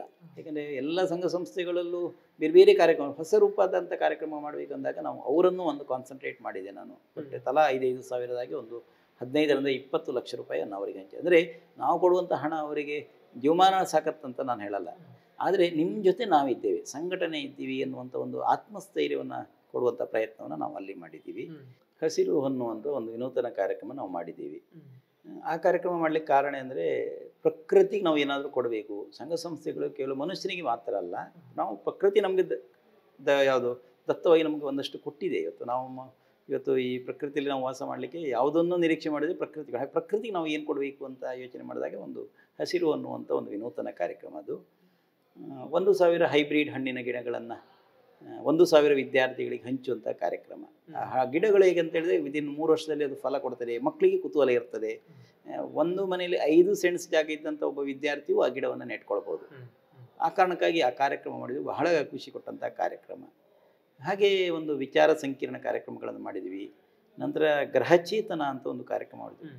ನಮ್ಮ ಯೋಚನೆ ಏನಿತ್ತು ಅಂತ ಹೇಳಿದ್ರೆ ಒಂದು 10ನೇ ವರ್ಷಕ್ಕೆ 10 ಮನೆಗಳನ್ನು ನಿರ್ಮಾಣ ಮಾಡಬೇಕು ಅಂತ ನಾವು ಮೊದಲು ಹೊರಟವರು. ಆದರೆ ಆರಂಭದಲ್ಲಿ ನಾವು 2 ಮನೆಗಳನ್ನು, ಒಂದು ನಾವೊಂದದಲ್ಲಿ ಮಾಡಿದ್ದೀವಿ, ಒಂದು ನೇರಲಕಟ್ಟೆಯಲ್ಲಿ ಒಂದು ಮನೆಯನ್ನು ಪೂರ್ಣ ಪ್ರಮಾಣದಲ್ಲಿ ನಾವೇ ಅದಕ್ಕೆ ಸ್ಪಾನ್ಸರನ್ನು ಮಾಡಿದ್ದೀವಿ. ನಂತರ ನಮಗೆ ಅನಿಸ್ತು ಆ ಸಂಖ್ಯೆಗಳು ಜಾಸ್ತಿ ಬಂದ ಹಾಗೆ ನಮಗೆ ಆರೋಗ್ಯಕ್ಕೆ ಸಂಬಂಧಪಟ್ಟ ಹಾಗೆ ಅರ್ಜಿಗಳು ಜಾಸ್ತಿ ಆಯಿತು. ಮನುಷ್ಯನಿಗೆ ಅತ್ಯಂತ ಮೂಲಭೂತವಾಗಿ ಅಗತ್ಯ ಆಗಿರುವಂಥದ್ದು ಆರೋಗ್ಯ ಮತ್ತು ವಿದ್ಯೆ. ಹಾಗಾಗಿ ನಾವು ಗ್ರಹಚೇತನದಲ್ಲಿ ಏನು ಮಾಡಿದ್ದೀವಿ ಅಂದರೆ ನಂತರ ಪೂರ್ಣ ಪ್ರಮಾಣದ ಸಹಾಯ ಕೊಡುವುದನ್ನು ನಿಲ್ಲಿಸಿ ಎಲ್ಲಿ ತುರ್ತಾದಂಥ ಅಗತ್ಯತೆ ಅವರಿಗೆ ಬೇಕಿದೆ ಅದಕ್ಕೆ ಮಾತ್ರ ನಾವು ಹೆಲ್ಪ್ ಮಾಡಲಿಕ್ಕೆ ಹೊರಟಲಿಕ್ಕೆ ಸಹಾಯ ಮಾಡಿದ್ದೀವಿ. ನಂತರ ಆರೋಗ್ಯ ಅನ್ನುವಂಥದ್ದು ನಮಗೆ ಪ್ರತಿ ತಿಂಗಳು, ಇತ್ತೀಚಿನ ದಿನಗಳಂತೂ 1.5-2 ಲಕ್ಷ ರೂಪಾಯಿ ನಮಗೆ ಪ್ರತಿ ತಿಂಗಳಿಗೆ ಬೇಕಾಗ್ತದೆ. ಅಂದರೆ ದಿನಕ್ಕೆ 2-3, ಒಂದು ತಿಂಗಳಿಗೆ ಒಂದು 10-12 ಅಪ್ಲಿಕೇಶನ್ಗಳು ಬರ್ತದೆ. ಅದರಲ್ಲಿ ನಾವು ಮೇಜರಾಗಿ ಕ್ಯಾನ್ಸರ್ ಮತ್ತು ಕಿಡ್ನಿ ಆ 2 ಕಾಯಿಲೆಗಳಿಗೆ ಮಾತ್ರ ಮ್ಯಾಕ್ಸಿಮಮ್ ಪ್ರಯತ್ನ ನಾವು ಸಹಾಯ ಮಾಡ್ತಾ ಇದ್ದೀವಿ. ಕನಿಷ್ಠ 10,000 ಕೊಡ್ತೀವಿ, ಗರಿಷ್ಠ ಅವರ ಚಿಕಿತ್ಸಾ ಹಣವನ್ನು ವೆಚ್ಚವನ್ನು ನೋಡಿಕೊಂಡು ನಾವು 25,000 ಕೊಟ್ಟದ್ದು ಇದೆ, 15,000 ಕೊಟ್ಟದ್ದು ಇದೆ, 10,000ಕ್ಕಿಂತ ಕಡಿಮೆ ಯಾರಿಗೂ ಕೊಡ್ತಾ ಇಲ್ಲ. ಹಾಗಾಗಿ ನನಗೆ ಈ ನನ್ನ 2 ವರ್ಷದ ಅವಧಿಯಲ್ಲಿ ಸುಮಾರು ಒಂದು 100-150 ಅರ್ಜಿಗಳಿಗೆ ನಾನು ಸಹಾಯ ಮಾಡಿದ್ದೇನೆ. ವಿಶೇಷ ಅಂತ ಹೇಳಿದ್ರೆ ನಮಗೆ ನಾವು ಕೊಡುವಂಥ ಹಣ ಕೇವಲ ನಮ್ಮ ಜಾತಿ ಬಾಂಧವರಿಗೆ ಮಾತ್ರ ಅಲ್ಲ. ನನಗೆ ಅನ್ನಿಸೋದು ಕಾಯಿಲೆ ಅನ್ನೋದು ಬಂಟರಿಗೆ ಮಾತ್ರ ಅಥವಾ ಇನ್ಯಾವುದೋ ಒಂದು ಜಾತಿಗೆ ಅಂತ ಇಲ್ಲ. ಕಾಯಿಲೆ ಸರ್ವೇ ಸಾಮಾನ್ಯ, ಎಲ್ಲ ಜಾತಿ ಹಲವು ಧರ್ಮವನ್ನು ಬಿಟ್ಕೊಂಡು ಬರುವಂಥದ್ದು. ಹಾಗಾಗಿ ನಾವು ಅನಾರೋಗ್ಯದ ವಿಚಾರದಲ್ಲಿ ಇವತ್ತು ನನ್ನ 2 ವರ್ಷದ ದಶಮಾನೋತ್ಸವದ ಅವಧಿಯಲ್ಲಿ ಯಾವುದೇ ಜಾತಿಯವರು ನಮಗೆ ಅರ್ಜಿ ಕೊಟ್ಟರು ನಾವು ಅದನ್ನು ತಿರಸ್ಕಾರ ಮಾಡಿಲ್ಲ. ಇವತ್ತು ಬಿಲ್ಲವ ಆಗಿರ್ಬೋದು, ಮಗವೀರ ಆಗಿರ್ಬೋದು, ಮುಸ್ಲಿಂ ಆಗಿರ್ಬೋದು, ಕ್ರಿಶ್ಚಿಯನ್ ಆಗಿರ್ಬೋದು. ಹಾಗಾಗಿ ನಾನು ಇವತ್ತಿಗೂ ಮುಂದೂ ನಮ್ಮ ಮುಂದಿನ ಅಧ್ಯಕ್ಷರಿಗೂ ನಾನು ಹೇಳ್ತಾ ಇದ್ದೀನಿ, ಕಾಯಿಲೆ ಎನ್ನುವುದು ಕೇವಲ ಬಂಟರಿಗೆ ಅಂತಲ್ಲ, ಯಾರಿಗೆ ನಾವು ತುರ್ತಾಗಿ ಅಗತ್ಯ ಇದೆ ಅವರಿಗೆ ನಾವು ಹೆಲ್ಪ್ ಮಾಡಬೇಕು. ಅದು ನಮ್ಮ ಮಾನವೀಯ ಗುಣ, ಅದು ದೊಡ್ಡತನ ಅನ್ನೋದು ನಾನು ಹೇಳಲ್ಲ. ನಮ್ಮದು ಮಾನವೀಯ ಗುಣ ಅದು ಅಂತ. ಹಾಗಾಗಿ ನಾವು ಒಂದಷ್ಟು ಒಳ್ಳೆಯ ಸಮಾಜ ಸೇವೆಗೆ ನಮಗೆ ಬಹಳ ದೊಡ್ಡ ಬುನಾದಿ ಕೊಟ್ಟದ್ದು ಹೆಲ್ತು. ಇವತ್ತು ನಾನು ಹೇಳಿದ ಭಾಳಷ್ಟು ಜನರಿಗೆ ನಾವು ಹೆಲ್ಪ್ ಮಾಡಿದ್ದೀವಿ ಆರೋಗ್ಯವಿದ್ದ ವಿಚಾರದಲ್ಲಿ. ವಿದ್ಯಾಭ್ಯಾಸದಲ್ಲೂ ಸಹ ನಾವು ನಮ್ಮ ಜಾತಿ ಮಕ್ಕಳು ಅಲ್ಲದೇ ಇದ್ದು ಬೇರೆ ಜಾತಿ ಮಕ್ಕಳಿಗೆ ನಾವು ಹೆಲ್ಪ್ ಮಾಡಿದ್ದೀವಿ. ಯಾಕೆಂದರೆ ಸರ್ಕಾರಿ ಪ್ರಥಮ ದರ್ಜೆ ಕಾಲೇಜು ರಾಜೇಂದ್ರ ನಾಯ್ಕರು ಅಂತ ಪ್ರಾಂಶುಪಾಲರಿದ್ದರು. ಅವರೊಮ್ಮೆ ಫೋನ್ ಮಾಡಿದರು, ಸರ್ ನೀವು ಬರೀ ಬಂಟು ಮಕ್ಕಳಿಗೆ ಮಾತ್ರ ನೀವು ಕೊಡ್ತಾ ಇದ್ದೀರಿ, ನಮ್ಮ ಸಮುದಾಯ ಬೇರೆ ಇತರ ಸಮುದಾಯದ ಮಕ್ಕಳು ಕಷ್ಟದಲ್ಲಿ ಇದ್ದಾರೆ ಅಂದಾಗ ನಾನು ಹೇಳಿದೆ, ಸರ್ ನೀವು ಲೀಸ್ಟ್ ಕಳಿಸಿ ನಾನು ಕಟ್ತೇನೆ ಅಂತ. ನಮ್ಮ ಕಾರ್ಯಕ್ರಮದಲ್ಲಿ ನಾವು ಕೊಡ್ತಾ ಇಲ್ಲ. ಯಾಕೆಂದರೆ ಯಾವುದೇ ಸಂಘಟನೆಯಲ್ಲಿ ನಾವು ಕೆಲಸ ಮಾಡುವಾಗ ನಮ್ಮ ಸಮುದಾಯದ ಕಾರ್ಯಕ್ರಮದಲ್ಲಿ ಇತರ ಸಮುದಾಯ ಸೇರಿಸೋದು ಕಷ್ಟ ಆಗ್ತದೆ ನಮಗೆ. ಹಾಗಾಗಿ ನಾನು ರಾಜೇಂದ್ರ ನಾಯ್ಕರು ಸರಿಗೆ ನಾನು ಅವರಿಗೆ ಅವರ ಕಾಲೇಜಿಗೆ ಚೆಕ್ಕನ್ನು ಕೊಟ್ಟು ಕಳಿಸಿದ್ದೇನೆ, ನೀವು ನಿಮ್ಮ ಮಕ್ಕಳಿಗೆ ಕೊಡಿ. ಯಾಕೆ ನಾನು ಹೋಗಿ ಕೊಟ್ಟಿಲ್ಲ, ಅಂದರೆ ಅವರು ಎಷ್ಟು ಮಕ್ಕಳ ಲೀಸ್ಟ್ ಕಳಿಸಿದ್ದಾರೆ ಅಷ್ಟು ಮಕ್ಕಳಿಗೆ ಕಾಲೇಜಿಗೆ ನಾನು ಚೆಕ್ಕನ್ನು ಕೊಟ್ಟೆ, ಅಂದರೆ ಅವರೇ ಅದನ್ನು ಹಂಚುವ ಕೆಲಸವನ್ನು ಮಾಡಿಕೊಟ್ಟಿದ್ರು. ಕುಂದಾಪುರ ಜೂನಿಯರ್ ಕಾಲೇಜಲ್ಲಿ ರಾಮಕೃಷ್ಣ ಸರ್ ನನಗೆ ಫೋನ್ ಮಾಡಿ ಹೆಲ್ಪ್ ಮಾಡಿ, ನಾನು ಖಂಡಿತ ಒಪ್ಕೊಂಡಿದ್ದೇನೆ. ಅಂದರೆ ವಿದ್ಯೆ ಎನ್ನುವಂಥದ್ದು ಸಹ ಕೇವಲ ಒಂದು ಜಾತಿಗೆ ಸೀಮಿತ ಅಲ್ಲ. ನಮ್ಮ ಸಂಘಟನೆಯ ಬಹಳ ದೊಡ್ಡ ಜವಾಬ್ದಾರಿ ಏನು ಅಂತ ಹೇಳಿದರೆ, ಯಾರು ಅಸಹಾಯಕರು ಅವ್ರಿಗೆ ಹೆಲ್ಪ್ ಮಾಡುವಂಥದ್ದು, ಅದು ಮೇನ್ ಉದ್ದೇಶ ಇರಬೇಕು. ಜಾತಿ ಅನ್ನೋದು ನೆಪ ಅಷ್ಟೇ. ನಮಗೆ ಒಂದು ಸಂಘಟಿತರಾಗಲಿಕ್ಕೆ ಒಂದು ವೇದಿಕೆ ವಿನಃ, ಬಟ್ ಒಂದೇ ಜಾತಿಗೆ ಅದು ಮೀಸಲಾದರೆ ಅದು ಜಾತಿ ಸಂಘಟನೆ ಅದು ಹೈಲೈಟ್ ಆಗೋದು ಇಲ್ಲ, ಸಂಕುಚಿತ ಆಗಿ. ಅದಕ್ಕೆ ನಾನು ಉಲ್ಲೇಖ ಮಾಡೋದು, ಮೊನ್ನೆ ಉಡುಪಿ ಜಿಲ್ಲೆಯಲ್ಲಿ ಜಾತಿ ಸಂಘಟನೆಯಲ್ಲಿ ಜಿಲ್ಲಾ ರಾಜ್ಯೋತ್ಸವ ಸಿಕ್ಕಿತ್ತು ಅಂತ ಹೇಳಿದರೆ ಅದು ಪ್ರಥಮ ನಮಗೆ. ಭಾಳ ಹೆಮ್ಮೆ ಅದು. ಯಾಕೆಂದ್ರೆ ನಾವು ಯಾಕೆ ಅದು ಕೊಟ್ಟಿದ್ದೇವೆ, ನಾವು ಇತರ ಸಮುದಾಯದ ನಾವು ಹಸಿರು ಹೊನ್ನು ಮಾಡಿದ್ದೀವಿ. ಕೇವಲ ಬಂಟರು ಮಕ್ಕಳಲ್ಲ, ಎಲ್ಲ ಕಮ್ಯುನಿಟಿ ಮಕ್ಕಳಿದ್ದಾರೆ. ನಾವು ರಕ್ತದಾನ ಮಾಡ್ತೀವಿ, ಕೇವಲ ಬಂಟರು ಮಕ್ಕಳು ಮಾತ್ರ ಬನ್ನಿ ಅಂತ ಹೇಳಲ್ಲ, ಎಲ್ಲ ಸಮುದಾಯದ ಮಕ್ಕಳು ಬರ್ತಾರೆ. ಅಥವಾ ವಿದ್ಯಾರ್ಥಿ ವೇತನಕ್ಕೆ ಕಷ್ಟ ಅಂತ ಹೇಳಿದ್ರೆ ಯಾವುದೇ ಜಾತಿ ಮಕ್ಕಳು ಅಂತ ನಾನು ನೋಡೋದಿಲ್ಲ. ನನ್ನ ಉದ್ದೇಶ, ನಾನು ಒಬ್ಬ ಸರ್ಕಾರಿ ಕಾಲೇಜಿನಲ್ಲಿ ಅಧ್ಯಾಪಕನಾಗಿ ನಾನು ಕೆಲಸ ಮಾಡಿದ ಕಾರಣಕ್ಕಾಗಿ ಬಡತನದ ಒಂದು ನೋವು ಏನು ಅನ್ನೋದು ನನಗೆ ಸ್ವಲ್ಪ ಅರ್ಥ ಆಗ್ತಾ ಇತ್ತು. ಹಾಗಾಗಿ ನಾನು ಮಕ್ಕಳ ವಿಚಾರದಲ್ಲಿ ನಾನು ಬಹಳ ದೊಡ್ಡ ಉದಾರತೆ ತೋರಿಸ್ತೇನೆ. ಹಾಗಾಗಿ ನನಗೆ ಅದು ದೇವರು ಒಂದು ವರ ರೂಪದಲ್ಲಿ ಕೊಟ್ಟಿದ್ದಾನೆ. ಹಾಗಾಗಿ ದೇವರು, ನಾನು ಪದೇ ನಾನು ಅದಕ್ಕೆ ಪುನಃ ಬರುವಂಥದ್ದು. ಯಾಕೆಂದರೆ ನಮಗೆ ಇವತ್ತು ಇಷ್ಟು ದೊಡ್ಡ ಸರಿಸುಮಾರು 2 ವರ್ಷದಲ್ಲಿ 2.5 ಕೋಟಿ ರೂಪಾಯಿ ಹಣ ಸಂದಾಯ ಬಂದಿದೆ ನಮಗೆ ಅಕೌಂಟಿಗೆ. 2.5 ಕೋಟಿ ರೂಪಾಯಿ ಹಣವನ್ನು ನಾನು ಸಂಗ್ರಹ ಮಾಡಿದ್ದು ಕೇವಲ ದೂರವಾಣಿ ಮೂಲಕ. ಯಾರ ಡೋನರ್ ಹತ್ರ ನಾನು ಹಣವನ್ನು ಕೇಳಲಿಕ್ಕೆ ಹೋಗ್ಲಿಕ್ಕೆ ಆಗಲಿಲ್ಲ. ಯಾಕೆ ನನಗೆ ನನ್ನ ವೃತ್ತಿ ಇದೆ, ನನಗೆ ಕಾಲೇಜಿಗೆ ಹೋಗಬೇಕು. ಬೆಳಿಗ್ಗೆ 7:45 ಹೊರಟ್ರೆ ಸಂಜೆ 5 ಗಂಟೆ ಆಗ್ತದೆ. ನಂತರ ಮತ್ತೆ ಎಲ್ಲಿ ಹೋಗಲಿಕ್ಕೆ ಆಗೋದಿಲ್ಲ ನಮಗೆ. ಹಾಗಾಗಿ ನಾನು ದೂರವಾಣಿ ಮೂಲಕವೇ ಫೋನಲ್ಲಿ ಅವರನ್ನು ಕನ್ವಿನ್ಸ್ ಮಾಡಿಕೊಂಡು ನಾವು ಮಾಡುವಂಥ ಕೆಲಸಗಳನ್ನು ಅವರಿಗೆ ಮನವರಿಕೆ ಮಾಡಿಕೊಂಡು ಸರಿಸುಮಾರು 2.5 ಕೋಟಿ ರೂಪಾಯಿ ನಮಗೆ ಹಣ ಬಂದಿದೆ ಅಂತೇಳಿ ಬಹಳ ನನಗೆ ಸಂತೋಷದ ವಿಚಾರ. ಅದು ಮಕ್ಕಳಿಗೆ ನಾವು ಮಾಡಿದಂಥ ಹೆಲ್ಪು, ಅಂಗನವಾಡಿ ಕಾರ್ಯಕರ್ತರು ಆಶಾ ಗೃಹಿಣಿಯರಿಗೆ ಮಾಡಿದ ಹೆಲ್ಪ್ಗಳು, ಆರೋಗ್ಯ ಭಾಗ್ಯವನ್ನು ನಮ್ಮ ಫಲಾನುಭವಿಗಳ ಒಂದು ಹಾರೈಕೆ, ಎಲ್ಲರ ಒಂದು ಹಾರೈಕೆಯನ್ನು ನಮಗೆ ಹಣದ ಕೊರತೆ ಆಗಲಿಲ್ಲ. ಹಾಗಾಗಿ ನನಗೆ ಏನು ಕನಸಿದೆ ಆ ನನಸು ಮಾಡಲಿಕ್ಕೆ ನಮಗೆ ದಾನಿಗಳು, ನಾನು ಬಹಳ ದೊಡ್ಡ ವಿನಮ್ರವಾಗಿ ನಾನು ಕೃತಜ್ಞನಾಗಿರೋದು ಯಾರು ಕೇಳಿದರೆ ನಮಗೆ ದಾನಿಗಳಿಗೆ. ಆರಂಭದ ಸಂದರ್ಭದಲ್ಲಿ ನಮ್ಮ ದತ್ತಿನಿಧಿ ಪೋಷಕರು ಇದ್ದಾರೆ, ಒಂದು 10 ಮಂದಿ ದತ್ತಿನಿಧಿ. ಅವರಿಗೂ ನಾನು ಇವತ್ತು ಸಂಘ ಇಷ್ಟು ದೊಡ್ಡ ಮಟ್ಟಕ್ಕೆ ಬೆಳೆದಿತ್ತು ಅಂತ ಹೇಳಿದ್ರೆ ಆರಂಭದಲ್ಲಿ ಅವ್ರು ಕೊಟ್ಟಂಥ 1 ಲಕ್ಷ ರೂಪಾಯಿ ಇದೆಯಲ್ಲ, ಅದು ಬಹಳ ದೊಡ್ಡ ಮೂಲಧನ ಆಗಿತ್ತು. ಇವತ್ತು ದಶಮಾನೋತ್ಸವದ ಸಂದರ್ಭದಲ್ಲಿ ಆ 2.5 ಕೋಟಿ ರೂಪಾಯಿ ಹಣ ಏನು ಸಂದಾಯ ಆಗಿದೆ, ಅಷ್ಟೂ ಜನ ದಾನಿಗಳನ್ನು ನಾನು ದೇವರ ರೂಪದಲ್ಲಿ ನಾನು ಕಾಣ್ತಾ ಇದ್ದೇನೆ. ಯಾಕಂದರೆ ನಾನು ಹೇಳಿದ ನಮಗೆ ಕೊಡುವಂಥ ತಾಕತ್ತಿಲ್ಲ, ಆದರೆ ಇದ್ದವರಿಂದ ಇಲ್ಲದವರಿಗೆ ಹಂಚುವ ಕೆಲಸವನ್ನು ನಮ್ಮ ಯುವಂಟರ ಸಂಘ ಮಾಡಿದೆ ಅಂತ ನಾವು ಹೆಮ್ಮೆಯಿಂದ ಹೇಳ್ಕೊಳ್ತಾ ಇದ್ದೇನೆ. ಹಾಗೆ ಈ ವರ್ಷ ನಮ್ಮ ದಶಮಾನೋತ್ಸವದಲ್ಲಿ ಒಂದು ರಾಜ್ಯ ಮಟ್ಟದ ಕ್ರೀಡಾಕೂಟ ಮಾಡಿದ್ದೀವಿ. ಬಹಳ ಅದ್ಧೂರಿಯಾದಂಥ ಕಾರ್ಯಕ್ರಮ ಅದು. ಯಾಕಂತ ಹೇಳಿದರೆ ಕ್ರೀಡೆ ಅನ್ನೋದು ಇವತ್ತು ಹಳ್ಳಿ ಜನರನ್ನು ಒಂದು ಆಕರ್ಷಣೆ ಮಾಡುವಂಥ ಒಂದು ಕಾರ್ಯಕ್ರಮ ಅದು. ಹಾಗಾಗಿ ರಾಜ್ಯ ಮಟ್ಟದ ಕ್ರೀಡಾಕೂಟ ಆದ್ದರಿಂದ ನಾವು ದೊಡ್ಡ ಮಟ್ಟದಲ್ಲಿ ಅದನ್ನು ಆಯೋಜನೆ ಮಾಡಿದ್ದೀವಿ. ಕುಂದಾಪುರ ಬೈಂದೂರು ಭಾಗದ ಬಹುತೇಕ ಕುಟುಂಬದ ಸದಸ್ಯರು ನಮ್ಮ ಕಾರ್ಯಕ್ರಮಕ್ಕೆ ಭಾಗವಹಿಸಿದರು. ನಂತರ ಅದಾಯಿತು. ನಾವು ಈ 2 ವರ್ಷಗಳ ಅವಧಿಯಲ್ಲಿ ಸರಿಸುಮಾರು 6,000 ಕುಟುಂಬಗಳಿಗೆ ನಾವು ಆರ್ಥಿಕ ಸಹಾಯ ಕೊಟ್ಟಿದ್ದೀವಿ. ವಿದ್ಯಾರ್ಥಿಗಳಾಗಿರೋದು, ಬೇರೆ ಫಲಾನುಭವಿಗಳ ಎಲ್ಲರನ್ನ 6,000 ಕುಟುಂಬಗಳಿಗೆ ನಮ್ಮ ಯುವಂಟ ಸಂಘದಿಂದ ನಾವು ಸಹಾಯವನ್ನು ಮಾಡಿದ್ದೀವಿ. ಎಲ್ಲಕ್ಕಿಂತ ಬಗ್ಗೆ ನಾನು ಪ್ರಶಂಸೆ ಮಾಡಬೇಕಾದ್ದು ದಾನಿಗಳನ್ನು. ಏಕೆಂದರೆ ದಾನಿಗಳ ಕೊಟ್ಟ ಹಣದಿಂದ ನಾವು ಇವತ್ತು ಸೇವೆಯನ್ನು ಮಾಡಲಿಕ್ಕೆ ಸಾಧ್ಯ ಆಗಿರೋದು. ಬಹಳ ವಿಶೇಷ ಅಂತೇಳಿದರೆ ನಮ್ಮ ಗೌರವಾಧ್ಯಕ್ಷರು ನನಗೆ ಇವತ್ತು ದಾರಿದೀಪವಾಗಿ ನಮ್ಮನ್ನು ಕೈ ಹಿಡಿದು ನಡೆಸ್ಕೊಂಡು ಬಂದಂಥವ್ರು ನಮ್ಮ ಬಿ ಉದಯ್ ಕುಮಾರ್ ಶೆಟ್ಟರು, ಯುವ ಮೆರಿಡಿಯನ್ನ ಆಡಳಿತ ನಿರ್ದೇಶಕರು. ನನಗೆ ಗೌರವಾಧ್ಯಕ್ಷರಾಗಿ ಆಗಬೇಕು ಅಂದಾಗ ನನಗೆ ನಮ್ಮ ಒಂದು ರೀತಿಯಲ್ಲಿ ನಮಗೆ ಫ್ಯಾಮಿಲಿ ಆಗಿದ್ದರು. ಹಾಗೆ ಮತ್ತು ನಮಗೆ ಭಾಳ ಅವರ ತಂದೆ ತಾಯಿ, ನನ್ನ ತಂದೆ ತಾಯಿ ಭಾಳ ಒಡನಾಟಿಗಳು. ನಾನು ಗೌರವಾಧ್ಯಕ್ಷರಾಗಿ ನೀವು ಬರಬೇಕು ಅಂತ ಕೇಳ್ಕೊಂಡಾಗ ಭಾಳ ವಿನಮ್ರವಾಗಿ ಒಪ್ಕೊಂಡ್ರು. ಬಹಳ ನಮಗೆ ಯುವಂಟರ ಸಂಘಕ್ಕೆ ಬಹಳ ದೊಡ್ಡ ಮೆರುಗು ಕೊಟ್ಟಂಥವರು ಅವರು ಗೌರವಾಧ್ಯಕ್ಷರಾದ್ದರಿಂದ ಅಂತ ನಾನು ಅಂದ್ಕೊಳ್ತಾ ಇದ್ದೀನಿ. ನಂತರ ನಾವು ಮಾಡೋದು ಎಲ್ಲ ಕಾರ್ಯಕ್ರಮಗಳನ್ನು ಪ್ರಶಂಸೆ ಮಾಡೋರು ಅವರು. ಅಂದರೆ ನಮಗೆ ಯಾವ ನಾನು ಯಾವುದೇ ಕಾರ್ಯಕ್ರಮಗಳನ್ನು ಮಾಡಬೇಕಾದ್ರೆ ಅವ್ರ ಗಂಟೆ 1 ಗಂಟೆ ನಾನು ಡಿಸ್ಕಸ್ ಮಾಡ್ತಾ ಇದ್ದೇನೆ, ಈ ಥರ ಮಾಡ್ತಾ ಇದ್ದೀನಿ. ಬಟ್ ನಮ್ಮ ಕಾರ್ಯಕ್ರಮಗಳಿಗೆ ಕೆಲವೊಂದು ಬದಲಾವಣೆಗಳನ್ನು ಹೇಳ್ತಾ ಇದ್ರು, ಈ ಥರ ಮಾಡಿ ಚೆಂದ ಆಗ್ತಾ ಇದೆ. ಅವರಿಗೆ ಒಂದಷ್ಟು ಕನಸುಗಳಿದೆ, ಅಂದರೆ ಸಮಾಜಕ್ಕೆ ಒಂದಷ್ಟು ಕಾಂಟ್ರಿಬ್ಯೂಷನ್ ಮಾಡಬೇಕು, ನಾನು ಏನಾದರೂ ಸೇವೆ ಕೊಡಬೇಕು ಅನ್ನೋಂಥ ಅವರಿಗೂ ಪರಿಕಲ್ಪನೆ ಇದೆ. ಹಾಗಾಗಿ ಅದು ಅವರ ಪರಿಕಲ್ಪನೆ, ನಮ್ಮ ಪರಿಕಲ್ಪನೆ ಒಟ್ಟು ಸೇರಿ ಅದೊಂದು ರೂಪ ಬಂತದು. ಹಾಗಾಗಿ ಗೌರವಾಧ್ಯಕ್ಷರ ಜೊತೆಗೆ ಅವರ ತಮ್ಮ ಇದ್ದಾರೆ, ವಿನಯ್ ಕುಮಾರ್ ಶೆಟ್ಟರ್ ಸಹೋದರ. ಬಟ್ ನಮಗೆ ಒಂದು ಗೌರವಾಧ್ಯಕ್ಷರಲ್ಲ, 2 ಗೌರವಾಧ್ಯಕ್ಷರು. ಯಾಕೆಂದರೆ ಅಣ್ಣನಷ್ಟೇ ಮುತುವರ್ಜಿ ನಮ್ಮ ಸಂಸ್ಥೆ ಬಗ್ಗೆ ವಿನಯ್ ಕುಮಾರ್ ಶೆಟ್ಟರು ಕೊಡ್ತಾ ಇದ್ರು. ಅಣ್ಣ ಇಲ್ಲದ ಸಂದರ್ಭದಲ್ಲಿ ಆ ಸ್ಥಾನವನ್ನು ಅವರು ಫಿಲ್ ಮಾಡ್ತಾಯಿದ್ರು. ಯಾಕೆಂದರೆ ಬೇರೆ ಬೇರೆ ಕಾರ್ಯಕ್ರಮಗಳು ಮಾಡುವಾಗ ನಮಗೆ ಕೆಲವು ತೊಡಕುಗಳು ಬರ್ತದೆ ಸಹಜವಾಗಿ. ನಮಗೆ ದೊಡ್ಡವರು ಅಂತ ನಮಗೆ ತಿಳ್ಕೊಳ್ಳೋದು ನಾವು ಗೌರವಾಧ್ಯಕ್ಷರೇ. ಇಂಥ ಸಮಸ್ಯೆಗಳು ಬಂದಾಗ ನಮಗೆ ಅವರು ಸರಿಯಾದಂಥ ದಾರಿ ತೋರಿಸ್ತಾರೆ, ಹೀಗೆ ಮಾಡ್ಬೋದು ಅನ್ನುವಂಥದ್ದನ್ನು. ಬಟ್ ಒಟ್ಟಾರೆಯಾಗಿ ನಮಗೆ ಗೌರವಾಧ್ಯಕ್ಷರು ಇವತ್ತು ಇಡೀ ನಮ್ಮ ದಶಮಾನೋತ್ಸವಕ್ಕೆ ಒಂದು ಮೆರುಗು ಅಂತ ನಾನು ಭಾವಿಸ್ತಾ ಇದ್ದೇನೆ. ಹೀಗೆ ಕಾರ್ಯಕ್ರಮಗಳು ನಡೀತಾ ಇರುವಂಥ ಸಂದರ್ಭದಲ್ಲಿ ಕೊನೆಯ ನಾನು ಅಕ್ಟೋಬರ್ ಕಾರ್ಯಕ್ರಮ ನಾನು ಪ್ರತಿ ತಿಂಗಳಿಗೆ ಒಂದು ಕಾರ್ಯಕ್ರಮ ಹಾಕಿದ್ದೇನೆ.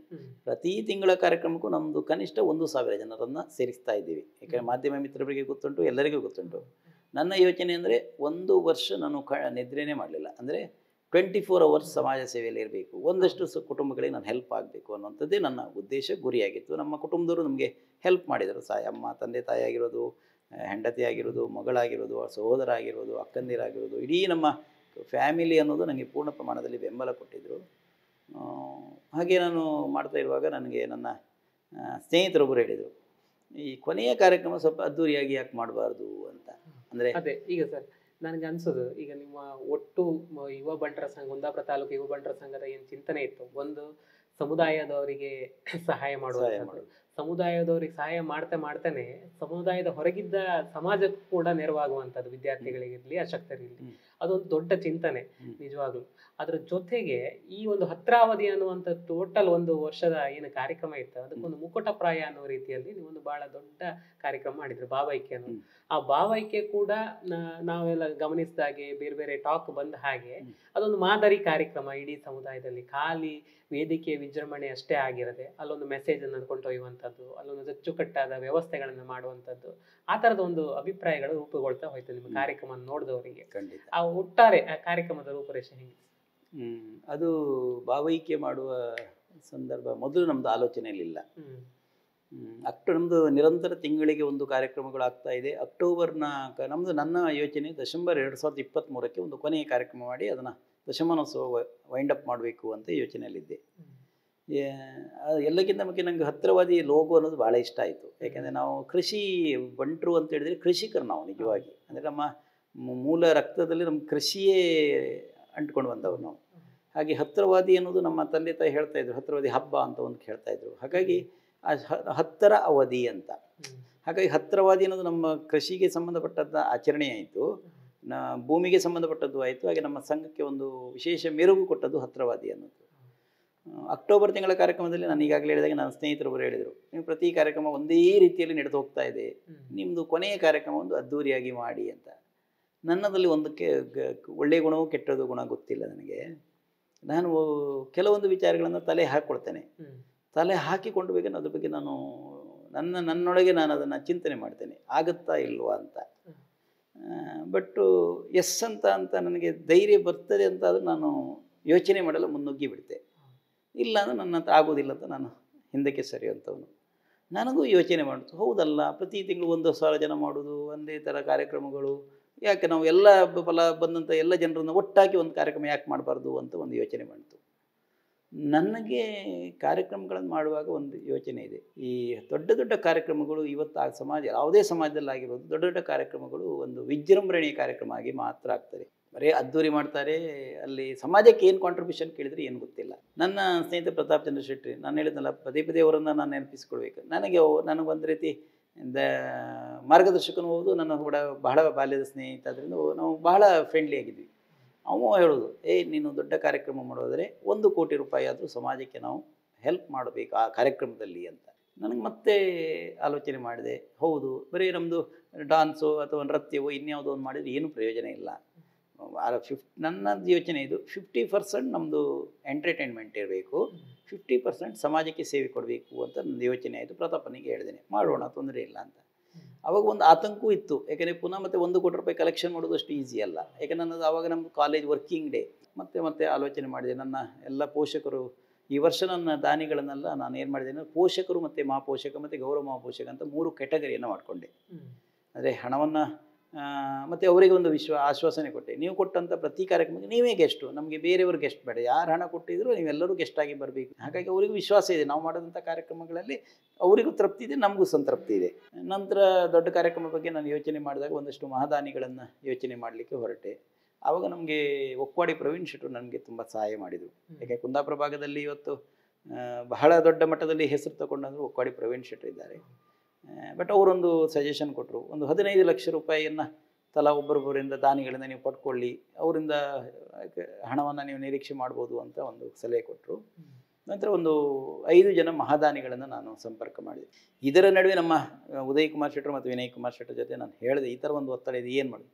ಉದಯ್ ಕುಮಾರ್ ಶೆಟ್ಟರು ಒಂದು ಭರವಸೆ ಕೊಟ್ಟರು, ನೀನು ಮುನ್ನುಗ್ಗು, ನಿನಗೆ ವಿಶ್ವಾಸ ಇದೆ, ಮಾಡ್ತೀನಿ ಅಂತೇಳಿ ಮುನ್ನುಗ್ಗು, ನಿನ್ನ ಜೊತೆ ನಾನು ಖಂಡಿತ ನಿಲ್ತೇನೆ, ಅದು ಯಾವುದೇ ರೀತಿಯ ಸವಾಲುಗಳು ಬಂದರೂ ನಿಮ್ಮ ಜೊತೆ ನಾನಿದ್ದೇನೆ. ಯಾಕೆಂದರೆ 1 ಕೋಟಿ ರೂಪಾಯಿ ಕಲೆಕ್ಷನ್ ಆಗುತ್ತೋ ಇಲ್ಲೋ ನಂಗೆ ಆತಂಕ ಇದ್ದಾಗ ನನಗೆ ಧೈರ್ಯ ತುಂಬಿದಂಥರು ನನ್ನ ಗೌರವಾಧ್ಯಕ್ಷರು. ನೀವು ಯಾವುದೇ ಕಾರಣಕ್ಕೆ ಹಿಂದೆ ನೋಡೋದು ಬೇಡ, ಹೊರಟ ಮೇಲೆ ನೀವು ಹೆಜ್ಜೆ ಇಡಬಾರ್ದು, ಹಿಂದಕ್ಕೆ ಇರಬಾರ್ದು, ಮುಂದಕ್ಕೆ ನೀವು ಮುನ್ನುಗ್ಗಿ ಅಂತ. ನಂತರ ನಾವು ಯೋಚನೆ ಮಾಡಿದಾಗ ಒಂದಷ್ಟು ಪತ್ರಗಳನ್ನು ಬರೆದೆ. ನನ್ನದು ಎಲ್ಲ ನಾನು ಹೇಳಿದ್ನಲ್ಲ, ಪತ್ರ, ಫೋನ್ ವ್ಯವಹಾರ. ನಾವು ಈ ಥರ ಕಾರ್ಯಕ್ರಮ ನಾನು ಹೇಳಿದೆ, ಫಲಾನುಭವಿಗಳನ್ನು ಅಷ್ಟು ಪಟ್ಟಿ ಮಾಡಿದೆ. ಯಾರು ನನಗೆ ಬಹಳ ಪದೇ ಪದೇ ನನಗೆ ಕಣ್ಣಿಗೆ ಬರ್ತಾ ಇರೋದು, ಒಂದು ಅಂಗವಿಕಲ ಮಕ್ಕಳು, ಒಂದು ನಮ್ಮ ಸರ್ಕಾರಿ ಶಿಕ್ಷಣ ಸಂಸ್ಥೆಯಲ್ಲಿ ಓದ್ತಾ ಇರುವಂಥ ಮಕ್ಕಳು, ಒಂದು ಈ ತಂದೆ ತಾಯಿಲ್ಲದ ಮಕ್ಕಳು. ಆ ಮಕ್ಕಳಿಗೆ ಪುನಃ ಮತ್ತೆ ಏನಾದರೂ ಹೆಲ್ಪ್ ಮಾಡಬೇಕು ಅಂತ ಒಂದು ಮನವಿ ಮಾಡಲಿಕ್ಕೆ ಹೊರಟೆ. ಅದರಲ್ಲೂ ನಾನು ವಿಶೇಷವಾಗಿ ಗಮನಿಸಬೇಕಾದರೂ ಅಂಗವಿಕಲ ವಿದ್ಯಾರ್ಥಿಗಳನ್ನು ಹೊರತುಪಡಿಸಿದಂಥ ಒಂದಷ್ಟು ಅಂಗವಿಕಲ ಮಕ್ಕಳು, ಶಾಲೆಗೆ ಹೋಗೋ ಮಕ್ಕಳಿಗೆ ನಾವು ಕೊಟ್ಟಿದ್ದೀವಿ. ಎಷ್ಟೋ ಜನ ಮಕ್ಕಳು ಶಾಲೆಗೆ ಹೋಗದೇ ಇರುವಂಥ, ಮನೆಯಲ್ಲೇ ಜೀವಮಾನ ಪರ್ಯಂತ ನಾವು ಮನೆಯಲ್ಲೇ ಇದ್ದಂಥ ಒಂದಷ್ಟು ಮಕ್ಕಳಿದ್ದಾರೆ. ಅವ್ರದ್ದು ನಮಗೆ ಅರ್ಜಿಗಳು ಬರ್ತಾ ಇತ್ತು. ಆವಾಗ ನಮಗೇನಾದ್ರು ಹೆಲ್ಪ್ ಮಾಡಿ, ಟ್ರೀಟ್ಮೆಂಟಿಗೆ ಸಹಾಯ ಮಾಡಿ ಅಂತ. ಆವಾಗ ನಾನು ಒಂದು 5 ಜನ ಮಹಾದಾನಿಗಳನ್ನು ನೆನಪಿಸಿಕೊಂಡೆ. ಆವಾಗ ಒಂದು ಕೂಳೂರು ಕನ್ಯಾನ ಸದಾಶಿವ ಶೆಟ್ಟರು, ನಮ್ಮ ಬಂಜಾರ ಪ್ರಕಾಶ್ ಶೆಟ್ಟರು. ಯಾಕಂದರೆ ಬಂಜಾರ ಪ್ರಕಾಶ್ ಶೆಟ್ಟರು ನಾನು ಸಂಘ ಹುಟ್ಟಿದಾಗಿನಿಂದ ಇವತ್ತು ನಮ್ಮ ಜೊತೆ ಕೈ ಹಿಡಿದು ನಡೆಸ್ಕೊಂಡ್ಬಂದವರು. ಪ್ರತಿ ಕಾರ್ಯಕ್ರಮಕ್ಕೂ ಅವರಿಂದ ದೊಡ್ಡ ಮಟ್ಟದ ಕಾಂಟ್ರಿಬ್ಯೂಷನ್ ಬರ್ತಾ ಇತ್ತು. ಹಾಗಾಗಿ ಅವರನ್ನು ಸಂಪರ್ಕ ಮಾಡಿದೆ. ನಂತರ ನಮ್ಮ HS ಶೆಟ್ಟರು, ನಮ್ಮ ಹಾಲಾಡಿ ಕುದ್ರಮನೆ ಶ್ರೀನಿವಾಸ್ ಶೆಟ್ಟರು ಇದ್ದರು. ಹಾಗೆ ನಮ್ಮ SS ಹೆಗಡೆ, ಶಿವರಾಮ್ ಹೆಗಡೆಯವರು, ಮತ್ತು ನಮ್ಮ ಕಿಶೋರ್ ಕುಮಾರ್ ಹೆಗಡೆಯವರು. ಬಹುಶಃ ಅವರೆಲ್ಲರ ಒಂದು ಪರಿಶ್ರಮದಿಂದ ಒಂದು ನಮ್ಮ ಭಾವೈಕ್ಯ ಕಾರ್ಯಕ್ರಮದಲ್ಲಿ ಸೇವಾ ಚಟುವಟಿಕೆಗಳನ್ನು ಮಾಡಲಿಕ್ಕೆ ತುಂಬ ಸಹಾಯವಾಯಿತು. ಹಾಗೆ ಒಂದಷ್ಟು ಜನ ಮಹಾದಾನಿಗಳು ನಮಗೆ ಕೇಳಿದೆ ನಾನು ಈ ಥರ. ಅವರಿಗೆ ಒಂದು ನಾನು ಹೇಳಿದೆ, ಏನು ಅಂತ ಹೇಳಿದರೆ, ನಮಗೆ ಹಣ ನೀವು ಕೊಡೋದು ಬೇಡ, ಫಲಾನುಭವಿಗಳ ಪಟ್ಟಿ ನಾನು ಕೊಡ್ತೇನೆ. ಈ ಅಂಗವಿಕಲರ ಪಟ್ಟಿ ಕೊಡ್ತೇನೆ, ಅವರ ಅಕೌಂಟಿಗೆ ತಲಾ ನಿಮ್ಮಿಂದ ಹೋದರೆ ಸಾಕು, ನಿಮ್ಮ ಅಕೌಂಟಿಂದ ನೀವು ಟ್ರಾನ್ಸ್ಫರ್ ಮಾಡಿ ಹಣವನ್ನು, ನಮ್ಮ ಸಂಘಕ್ಕೆ ನೀವು ಕೊಡೋದು ಬೇಡ ಅಂತ. ಆವಾಗ ಕೂಳೂರು ಕನ್ಯಾ ಸದಾಶಿವ ಶೆಟ್ಟರು ಹೇಳಿದ್ರು, ನೀವು ಮಾಡುವಂಥ ಕೆಲಸ ಬಗ್ಗೆ ನಾನು ಬಹಳ ದೂರದಿಂದ ನೋಡಿದವನು, ಖಂಡಿತ ನೀವೇ ಮಾಡಿ ನಾವೇ ಹಣ ಕೊಡ್ತೀವಿ ಅಂತ ನಮಗೆ ಅಗ್ರಿ ಆದರು. ಹಾಗಾಗಿ ಒಂದು 50 ಲಕ್ಷ ರೂಪಾಯಿ ಮಹಾದಾನಿಗಳಿಂದ ನೇರವಾಗಿ ಹಣ ಬಂತು. ತಲಾ 15 ಲಕ್ಷದಾಗಿ ಒಂದು 5 ಜನ ಕೊಟ್ಟಿದ್ರು. ಆ ಹಣವನ್ನು ನಾವು ನೇರವಾಗಿ ಫಲಾನುಭವಿಗಳಿಗೆ ಹಂಚಿಬಿಟ್ಟಿವಿ. ಭಾವೈಕ್ಯ ಕಾರ್ಯಕ್ರಮದಲ್ಲಿ ಬಹಳ ದೊಡ್ಡ ಮೆರುಗಾಗಿದ್ದೇ ಅದು. ಕುಣಿಯೋದು, ಡಾನ್ಸ್ ಮಾಡೋದು, ಸಾಂಸ್ಕೃತಿಕ ಒಂದು ಕಡೆಯಲ್ಲಿ ವೇದಿಕೆಯಲ್ಲಿ ಆಗ್ತದೆ. ಒಂದೇ ದಿನ ಸರಿಸುಮಾರು 60 ಲಕ್ಷ ರೂಪಾಯಿಯನ್ನು ನಾವು ಬೇರೆ ಬೇರೆ ಫಲಾನುಭವಿಗಳಿಗೆ ಹಂಚಿದ್ದೇವೆ. ಅದು ನಮಗೆ ಬಹಳ ದೊಡ್ಡ ಖುಷಿ ಕೊಡುವಂಥದ್ದು. ಅದು ಹಣ ಎಲ್ಲಿಂದ ಬಂದು ಕೇಳಿದ್ರೆ ಮಹಾದಾನಿಗಳು ಕೊಟ್ಟಂಥ ಹಣ. ಹಾಗಾಗಿ ಆಮಂತ್ರಣ ಪತ್ರಿಕೆ ನೀವು ಗಮನಿಸಿರ್ಬೋದು, ಎಲ್ಲಿಯೂ ನನ್ನ ಭಾವಚಿತ್ರ, ಎಲ್ಲಿಯೂ ನಾನು ಇವತ್ತಿನ ತನಕ ಎಲ್ಲಿಯೂ ಭಾವಚಿತ್ರ ನಾನು ಪ್ರಕಟಣೆ ಮಾಡ್ತಾ ಇಲ್ಲ. ಯಾಕೆಂದರೆ ನನಗೊಂದು ಇದು ಬೇಕು, ನಮಗೆ ನೈತಿಕತೆ ಬೇಕು. ಯಾರೋ ಕೊಟ್ಟಂಥ ಹಣ ಅದು, ಆ ಹಣದಲ್ಲಿ ನನ್ನ ಭಾವಚಿತ್ರ, ನನಗೆ ತುಂಬ ಒತ್ತಡ ಇತ್ತು, ಅಧ್ಯಕ್ಷರು ನೀವು ಫೋಟೋ ಹಾಕ್ಕೊಳ್ಳಿ ಅಂತ. ನಾನು ಹಾಕ್ಕೊಂಡಿಲ್ಲ. ಯಾಕೆಂದರೆ ದಾನಿಗಳನ್ನೇ ಕೇಂದ್ರವಾಗಿಟ್ಟುಕೊಂಡು ಅವರ ಕಣ್ಣೆದ್ರೆ ಆ ಕಾರ್ಯಕ್ರಮವನ್ನು ಒಳ್ಳೆ ರೀತಿಯಲ್ಲಿ ಮಾಡಿ ತೋರಿಸಿದಂಥ ಒಂದು ಸಂತೃಪ್ತಿ ನಮಗಿದೆ. ಹಾಗೆ ಒಂದು 50% ಎಂಟರ್ಟೈನ್ಮೆಂಟ್ ಬೇಕು. ಸಮುದಾಯದ ದೊಡ್ಡ ಕಾರ್ಯಕ್ರಮ ಆದಾಗ ಸಹಜವಾಗಿ ಬೇಕಾಗ್ತದೆ. ಹಾಗೆ ಆ ಸಂದರ್ಭದಲ್ಲಿ ನಮಗೆ ಒಂದಷ್ಟು ಬೇರೆ ಬೇರೆ ತುಳುನಾಡಿನಿಂದ ಹಿಡಿದು ಎಲ್ಲ ಬಂಟರ ಸಂಘಗಳು, ಮೈಸೂರು, ಗೋವಾ ಎಲ್ಲ ಕಡೆಯಿಂದ ಬಂಟರ ಸಂಘಗಳನ್ನು ನಾವು ಸಂಪರ್ಕ ಮಾಡಿದ್ದೀವಿ. ಬೇರೆ ಬೇರೆ ಟೀಮ್ಗಳು ಬಂತು. ಒಂದು 12ರಿಂದ 13 ನಮಗೆ ಬೇಕಾಗಿದ್ದು ಅಷ್ಟೇ, 12ರಿಂದ 13 ಸಂಘಗಳ ಸ್ಪರ್ಧೆಗಳನ್ನು ಮಾಡಿದ್ದೀವಿ. ಸ್ಪರ್ಧೆಯು ಬಹಳ ಚೆನ್ನಾಗಿ, ಎಲ್ಲಿಯೂ ಯಾವುದೇ ಗೊಂದಲ ಇಲ್ಲದೆ ಸ್ಪರ್ಧೆ ಚೆನ್ನಾಗಿ ಆಯಿತು. ಈ ವರ್ಷದ ಭಾವೈಕ್ಯ ಕಾರ್ಯಕ್ರಮದಲ್ಲಿ ಒಂದು ವಿಶೇಷತೆ ಅಂತ ಏನು ಹೇಳಿದರೆ, ನಮ್ಮ ಕುಂದಾಪುರ ಭಾಗದಲ್ಲಿ ಬಂಟರ ಸಂಘವನ್ನು ಆರಂಭ ಮಾಡಿದಂಥವರು ಡಾಕ್ಟರ್ ವೈ ನರಸಿಂಹ ಶೆಟ್ಟಿ ಅಂತ, ಎಡ್ತಿ ನರಸಿಂಹ ಡಾಕ್ಟ್ರು. ಹಾಗೆ ನಮ್ಮ ಭಾವೈಕ್ಯ ಕಾರ್ಯಕ್ರಮದಲ್ಲಿ ಅವರನ್ನು ನೆನಪಿಸಿಕೊಳ್ಳುವಂಥ ಒಂದು ಸಂದರ್ಭ ನಾವು ಮಾಡಿದ್ದೀವಿ. ಏನಂತ ಹೇಳಿದರೆ, ಅವರ ಹೆಸರಲ್ಲಿ ಒಂದು ಪ್ರಶಸ್ತಿ ಕೊಡಬೇಕು. ನಮ್ಮ ಸಮಾಜದಲ್ಲಿ ಯಾರು ಅತಿ ಹೆಚ್ಚು ಸಮಾಜಕ್ಕೆ ದೇಣಿಗೆಯನ್ನು, ಸಮಾಜಕ್ಕೆ ತಮ್ಮನ್ನು ತಾವು ಅರ್ಪಿಸಿಕೊಂಡಿದ್ರು ಅವರಿಗೆ ಆ ಪ್ರಶಸ್ತಿ ಕೊಡಬೇಕು ಅಂತ ಯೋಚನೆ ಮಾಡಿದಾಗ ಪ್ರಕಾಶ್ ಶೆಟ್ಟಿ, ಬಂಜಾರ ಗೋಲ್ಡ್ ಬೀಚ್ ಹೋಟೆಲ್ನ ಪ್ರಕಾಶ್ ಶೆಟ್ಟಿ ಅವರಿಗೆ ದಿವಂಗತ ಡಾಕ್ಟರ್ ನರಸಿಂಹ ಶೆಟ್ಟಿ ಸಂಸ್ಮರಣಾ ಪ್ರಶಸ್ತಿಯನ್ನು ನಾವು ಭಾವೈಕ್ಯ ಕಾರ್ಯಕ್ರಮದಲ್ಲಿ ಕೊಟ್ಟದ್ದು ಬಹಳ ವಿಶೇಷ. ಸಂಜೆ ನಾವು ಸಂಗೀತ ಸಂಜೆ ಅಂತ ರಾಜೇಶ್ ಕೃಷ್ಣನ್ ಮತ್ತು MD ಪಲ್ಲವಿಯನ್ನು ಕರೆಸಿದ್ದೀವಿ. ಯಾಕಂದರೆ ಬೆಳಗಿನಿಂದ ಸಂಜೆ ತನಕ ನಮ್ಮ ಜಾತಿ ಕಾರ್ಯಕ್ರಮ. ಆ ಜಾತಿ ಕಾರ್ಯಕ್ರಮದಲ್ಲಿ ಇತರ ಜೊತೆಯರು ನಾವು ಆಹ್ವಾನ ಕೊಟ್ಟರು ಬರುವುದಿಲ್ಲ. ಹಾಗಾಗಿ ನನಗೊಂದಿತ್ತು, ನಮ್ಮ ಕಾರ್ಯಕ್ರಮಕ್ಕೆ ಎಲ್ಲ ಬಂಟರಿಗೆ ಮಾತ್ರ ಸೀಮಿತ ಆಗಬಾರದು, ಅದಕ್ಕೂ ನಾವು ಉಳಿದ ಸಮುದಾಯದವರು ನಮ್ಮ ಜೊತೆ ಕೈ ಜೋಡಿಸಬೇಕು ಅನ್ನೋ ಕಾರಣಕ್ಕಾಗಿ ಸಂಗೀತ ಸಂಜೆ ಅಂತ ಒಂದು ಕಾರ್ಯಕ್ರಮ ಇಟ್ವಿ. ರಾಜೇಶ್ ಕೃಷ್ಣನ್ ಮತ್ತು MD ಪಲ್ಲವರಿಗೆ ಇಲ್ಲಿ ಸಾಕಷ್ಟು ಜನ ಫಾಲೋವರ್ಸ್ ಇದ್ದಾರೆ. ಹಾಗಾಗಿ ಆ ಕಾರ್ಯಕ್ರಮವು ಪುನಃ ಸಂಜೆ 7ರಿಂದ ರಾತ್ರಿ 11 ಗಂಟೆ ತನಕ ಮಾಡಿದ್ದೀವಿ. ಸರಿ, ಸುಮಾರು ಅಲ್ಲಿಯೂ ಒಂದಷ್ಟು ಜನ ಇತರ ಸಮುದಾಯರು ಸಾಕಷ್ಟು ಜನ ಸೇರಿಕೊಂಡ್ರು. ಒಟ್ಟಾರೆಯಾಗಿ ಭಾವೈಕ್ಯ ಅನ್ನುವಂಥದ್ದು ಬಹಳ ದೊಡ್ಡ ಸಂತೃಪ್ತಿಯನ್ನು ಕೊಟ್ಟಿದೆ ನಮಗೆ. ಅಂದರೆ ನಾವು ಮಾಡಿದ್ದು, ನಾನು ಹೇಳಿದಲ್ಲ, ನಮಗೆ ಜೀವಮಾನದಲ್ಲಿ ಅದನ್ನು ಮರೀಲಿಕ್ಕೆ ಸಾಧ್ಯ ಆಗದೇ ಇರುವಂಥ ಒಂದು ಕಾರ್ಯಕ್ರಮ ಅಂತ ನಾನು ಭಾವಿಸ್ತಾ ಇದ್ದೇನೆ. ಖಂಡಿತ 100ಕ್ಕೆ 100 ಸಾರ್ಥಕ ಭಾವ, ಎಲ್ಲಿಯೂ ಲೋಪದೋಷ ಇಲ್ಲ. ಯಾಕಂದರೆ ಸರಿಸುಮಾರು ಒಂದು 15ರಿಂದ 20,000 ಜನ ಮೂಮೆಂಟ್ ಆಗಿದ್ದಾರೆ ಮಧ್ಯಾಹ್ನವೇ. ಮತ್ತು ಸಂಜೆ ನಾವು ಒಂದು 8ರಿಂದ 9,000, ಅಂದರೆ ನಮಗೆ ಅದು ಲೆಕ್ಕ ಹೇಗೆ ಸಿಗ್ತಾ ಇತ್ತು ಅಂದರೆ 8,000 ಬಿರಿಯಾನಿ ಮಾಡಿದ್ದೀವಿ. ಅಷ್ಟು ಖಾಲಿಯಾಗಿದೆ ಅಂತ ಹೇಳಿದ್ರೆ ಅಷ್ಟು ಜನ ಬಂದಿದ್ದಾರೆ ಅಂತಲೇ ಅರ್ಥ. ಮತ್ತು ಜನಸಾಗರವನ್ನು ನೀವು ನೋಡಿದ್ದೀರಿ, ಮಾಧ್ಯಮದವರು ಭಾಳಷ್ಟು ಅದನ್ನು ಪ್ರಚಾರವೂ ಕೊಟ್ಟಿದ್ದೀರಿ ನೀವು. ಹಾಗಾಗಿ ಎಲ್ಲ ಒಟ್ಟು ಜೊತೆಗೆ ನಮಗೊಂದು ಬಹಳ ಖುಷಿ ಕೊಟ್ಟಂಥ ಒಂದು ಕಾರ್ಯಕ್ರಮ ಅದು. ಅದೇ ಸಂದರ್ಭದಲ್ಲಿ ಇನ್ನೊಂದು ನಾವು ಯೋಚನೆ ಮಾಡಿದ್ವಿ, ಮೆಡಿಕಲ್ ಕ್ಯಾಂಪ್ ಮಾಡಿದ್ದೀವಿ. AJ ಹಾಸ್ಪಿಟ್ಲ್ನವ್ರದ್ದು ಮೆಡಿಕಲ್ ಕ್ಯಾಂಪ್ ಇತ್ತು, ಪ್ರಸಾದ್ ನೇತ್ರಾಲಯದ್ದು ಐ ಕ್ಯಾಂಪ್ ಇದ್ದಿತ್ತು, Kundapura rural Ayurveda medical college ಅವ್ರದ್ದು ಒಂದು ಕ್ಯಾಂಪ್ ಇತ್ತು. ಮಕ್ಕಳಿಗಾಗಿ ಬೇರೆ ಬೇರೆ ರಂಗೋಲಿ ಸ್ಪರ್ಧೆ ಇತ್ತು, ಚಿತ್ರಕಲಾ ಸ್ಪರ್ಧೆ ಇದ್ದಿತ್ತು. ಅಂದರೆ ಒಂದು ಕಡೆ ವಿಚಾರ ಸಂಕಿರಣ ಆಗ್ತಾ ಇತ್ತು. ಒಟ್ಟಾರೆಯಾಗಿ ಆ ಕಾರ್ಯಕ್ರಮ ಎನ್ನುವುದು ಇವತ್ತು ಜಾಗತಿಕ ಮಟ್ಟದಲ್ಲಿ ಹೆಸರು ಪಡ್ಕೊಂಡೆ. ಇವತ್ತು ನಮ್ಮ ಜಾಗತಿಕ ಬಂಟರ ಸಂಘ 2-3 ಸಮ್ಮೇಳನಗಳನ್ನು ಮಾಡಿದೆ. ಬಟ್ ಅದೇ ಮಟ್ಟಕ್ಕೆ ಸರಿಸಮಾನವಾದಂಥ ಒಂದು ಕಾರ್ಯಕ್ರಮ ನಮ್ಮದಾಗಿದೆ.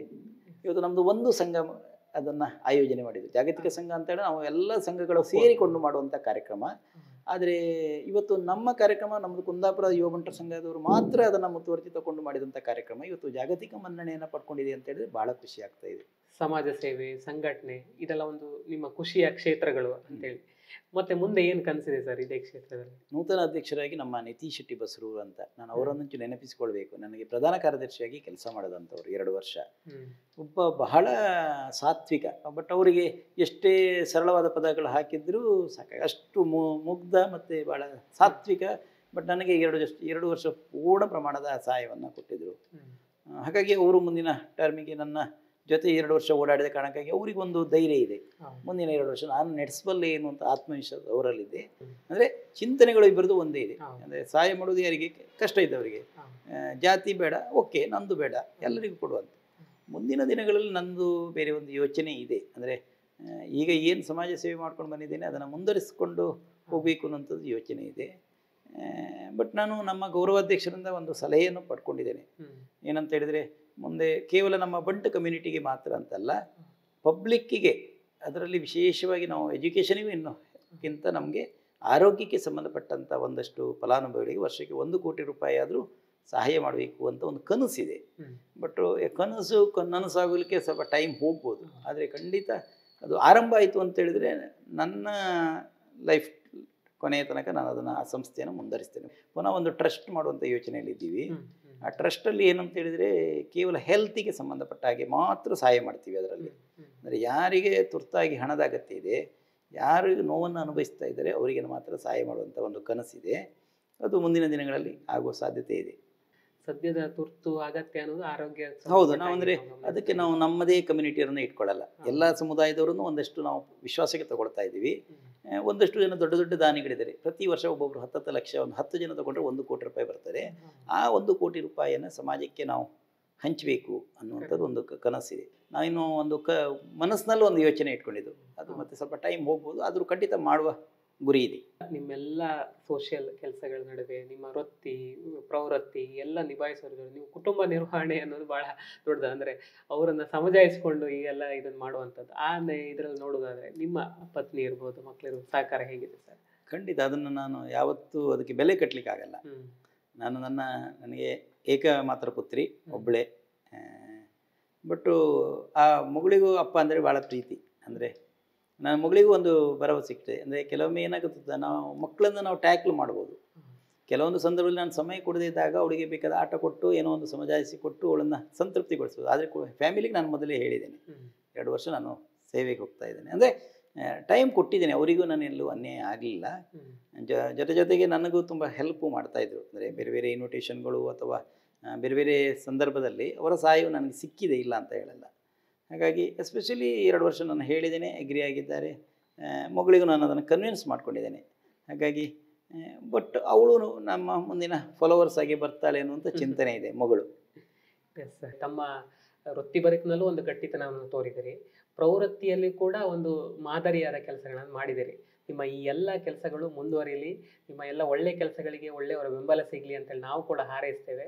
ನಿಮ್ಮ ಎಲ್ಲ ಒಳ್ಳೆ ಕೆಲಸಗಳಿಗೆ ಒಳ್ಳೆಯದಾಗಲಿ ಅಂತೇಳಿ ಹೇಳ್ತಾ ಈ ಹೊತ್ತಿನ ಕಾರ್ಯಕ್ರಮವನ್ನು ಮುಗಿಸೋಣ ಸರ್. ಇಷ್ಟೊತ್ತು ನಮ್ಮೊಂದಿಗೆ ಮಾತನಾಡಿ ನಿಮ್ಮ ಅಭಿಪ್ರಾಯಗಳನ್ನು, ಅನುಭವಗಳನ್ನು ಹಂಚಿಕೊಂಡದಕ್ಕೆ ನಿಮಗೆ ಧನ್ಯವಾದಗಳು ಸರ್. ಧನ್ಯವಾದಗಳು ಸರ್. ತಮಗೂ ವಿಶೇಷವಾಗಿ ಧನ್ಯವಾದ ಹೇಳಲೇಬೇಕು. ಯಾಕಂತ ಹೇಳಿದರೆ ನಮ್ಮ ಇಡೀ ಯುವಬಂಟ ಸಂಘಕ್ಕೆ ದೊಡ್ಡ ಮೆರುಗು ಕೊಟ್ಟವರು ಯಾರು ಕೇಳಿದರೆ ಮಾಧ್ಯಮ ಮಿತ್ರರು. ಯಾಕಂದರೆ ನಾವು ಯಾವ ನಮ್ಮ ಪ್ರಚಾರಗಳನ್ನು ಬಯಸದೆ ನಾವು ಮಾಡುವಂಥ ಸೇವೆಗಳನ್ನು ಪಬ್ಲಿಕ್ಕಿಗೆ ಹಂಚಿದಂಥವ್ರು ನೀವು. ಹಾಗಾಗಿ ಎಲ್ಲ ಮಾಧ್ಯಮ ಮಿತ್ರರು, ನಾನು ಪ್ರತ್ಯೇಕವಾಗಿ ಹೆಸರು ಹೇಳ್ತಾ ಇಲ್ಲ, ನಿಮ್ಮ ಕುಂದಾಪುರ.comನವರು ನಮ್ಮ ಕಾರ್ಯಕ್ರಮದಲ್ಲಿ ಲೈವ್ ಮಾಡ್ತಾಯಿದ್ರಿ ಪ್ರತಿ ಕಾರ್ಯಕ್ರಮಗಳು. ನಿಮಗೆ ವಿಶೇಷವಾದ ಕೃತಜ್ಞತೆ ಇದೆ. ನಮ್ಮ ಸಂಸ್ಥೆಗೆ ಒಂದು ದೊಡ್ಡ ಕೀರ್ತಿ ಬಂದಿದೆ ಅಂದರೆ ಅದರ ಒಂದು ಬಹುಪಾಲು ನಿಮಗೂ ಸಿಗ್ತದೆ ಅಂತ ನಾನು ಭಾವಿಸ್ತಾ ಇದ್ದೇನೆ. ಹಾಗೆ ಎಲ್ಲ ಮಾಧ್ಯಮ ಮಿತ್ರರಿಗೂ ಮತ್ತು ನನ್ನ ಎಲ್ಲ ಹಿತೈಷಿಗಳಿಗೆ, ನನ್ನ ಸ್ನೇಹಿತರಿಗೆ ಎಲ್ಲರಿಗೂ ನಾನು ಕೃತಜ್ಞತೆ ಹೇಳ್ತೇನೆ. ನನ್ನ ಮಾತನ್ನು ಮುಗಿಸ್ತಾ ಇದ್ದೇನೆ. ನಮಸ್ಕಾರ. Thank you.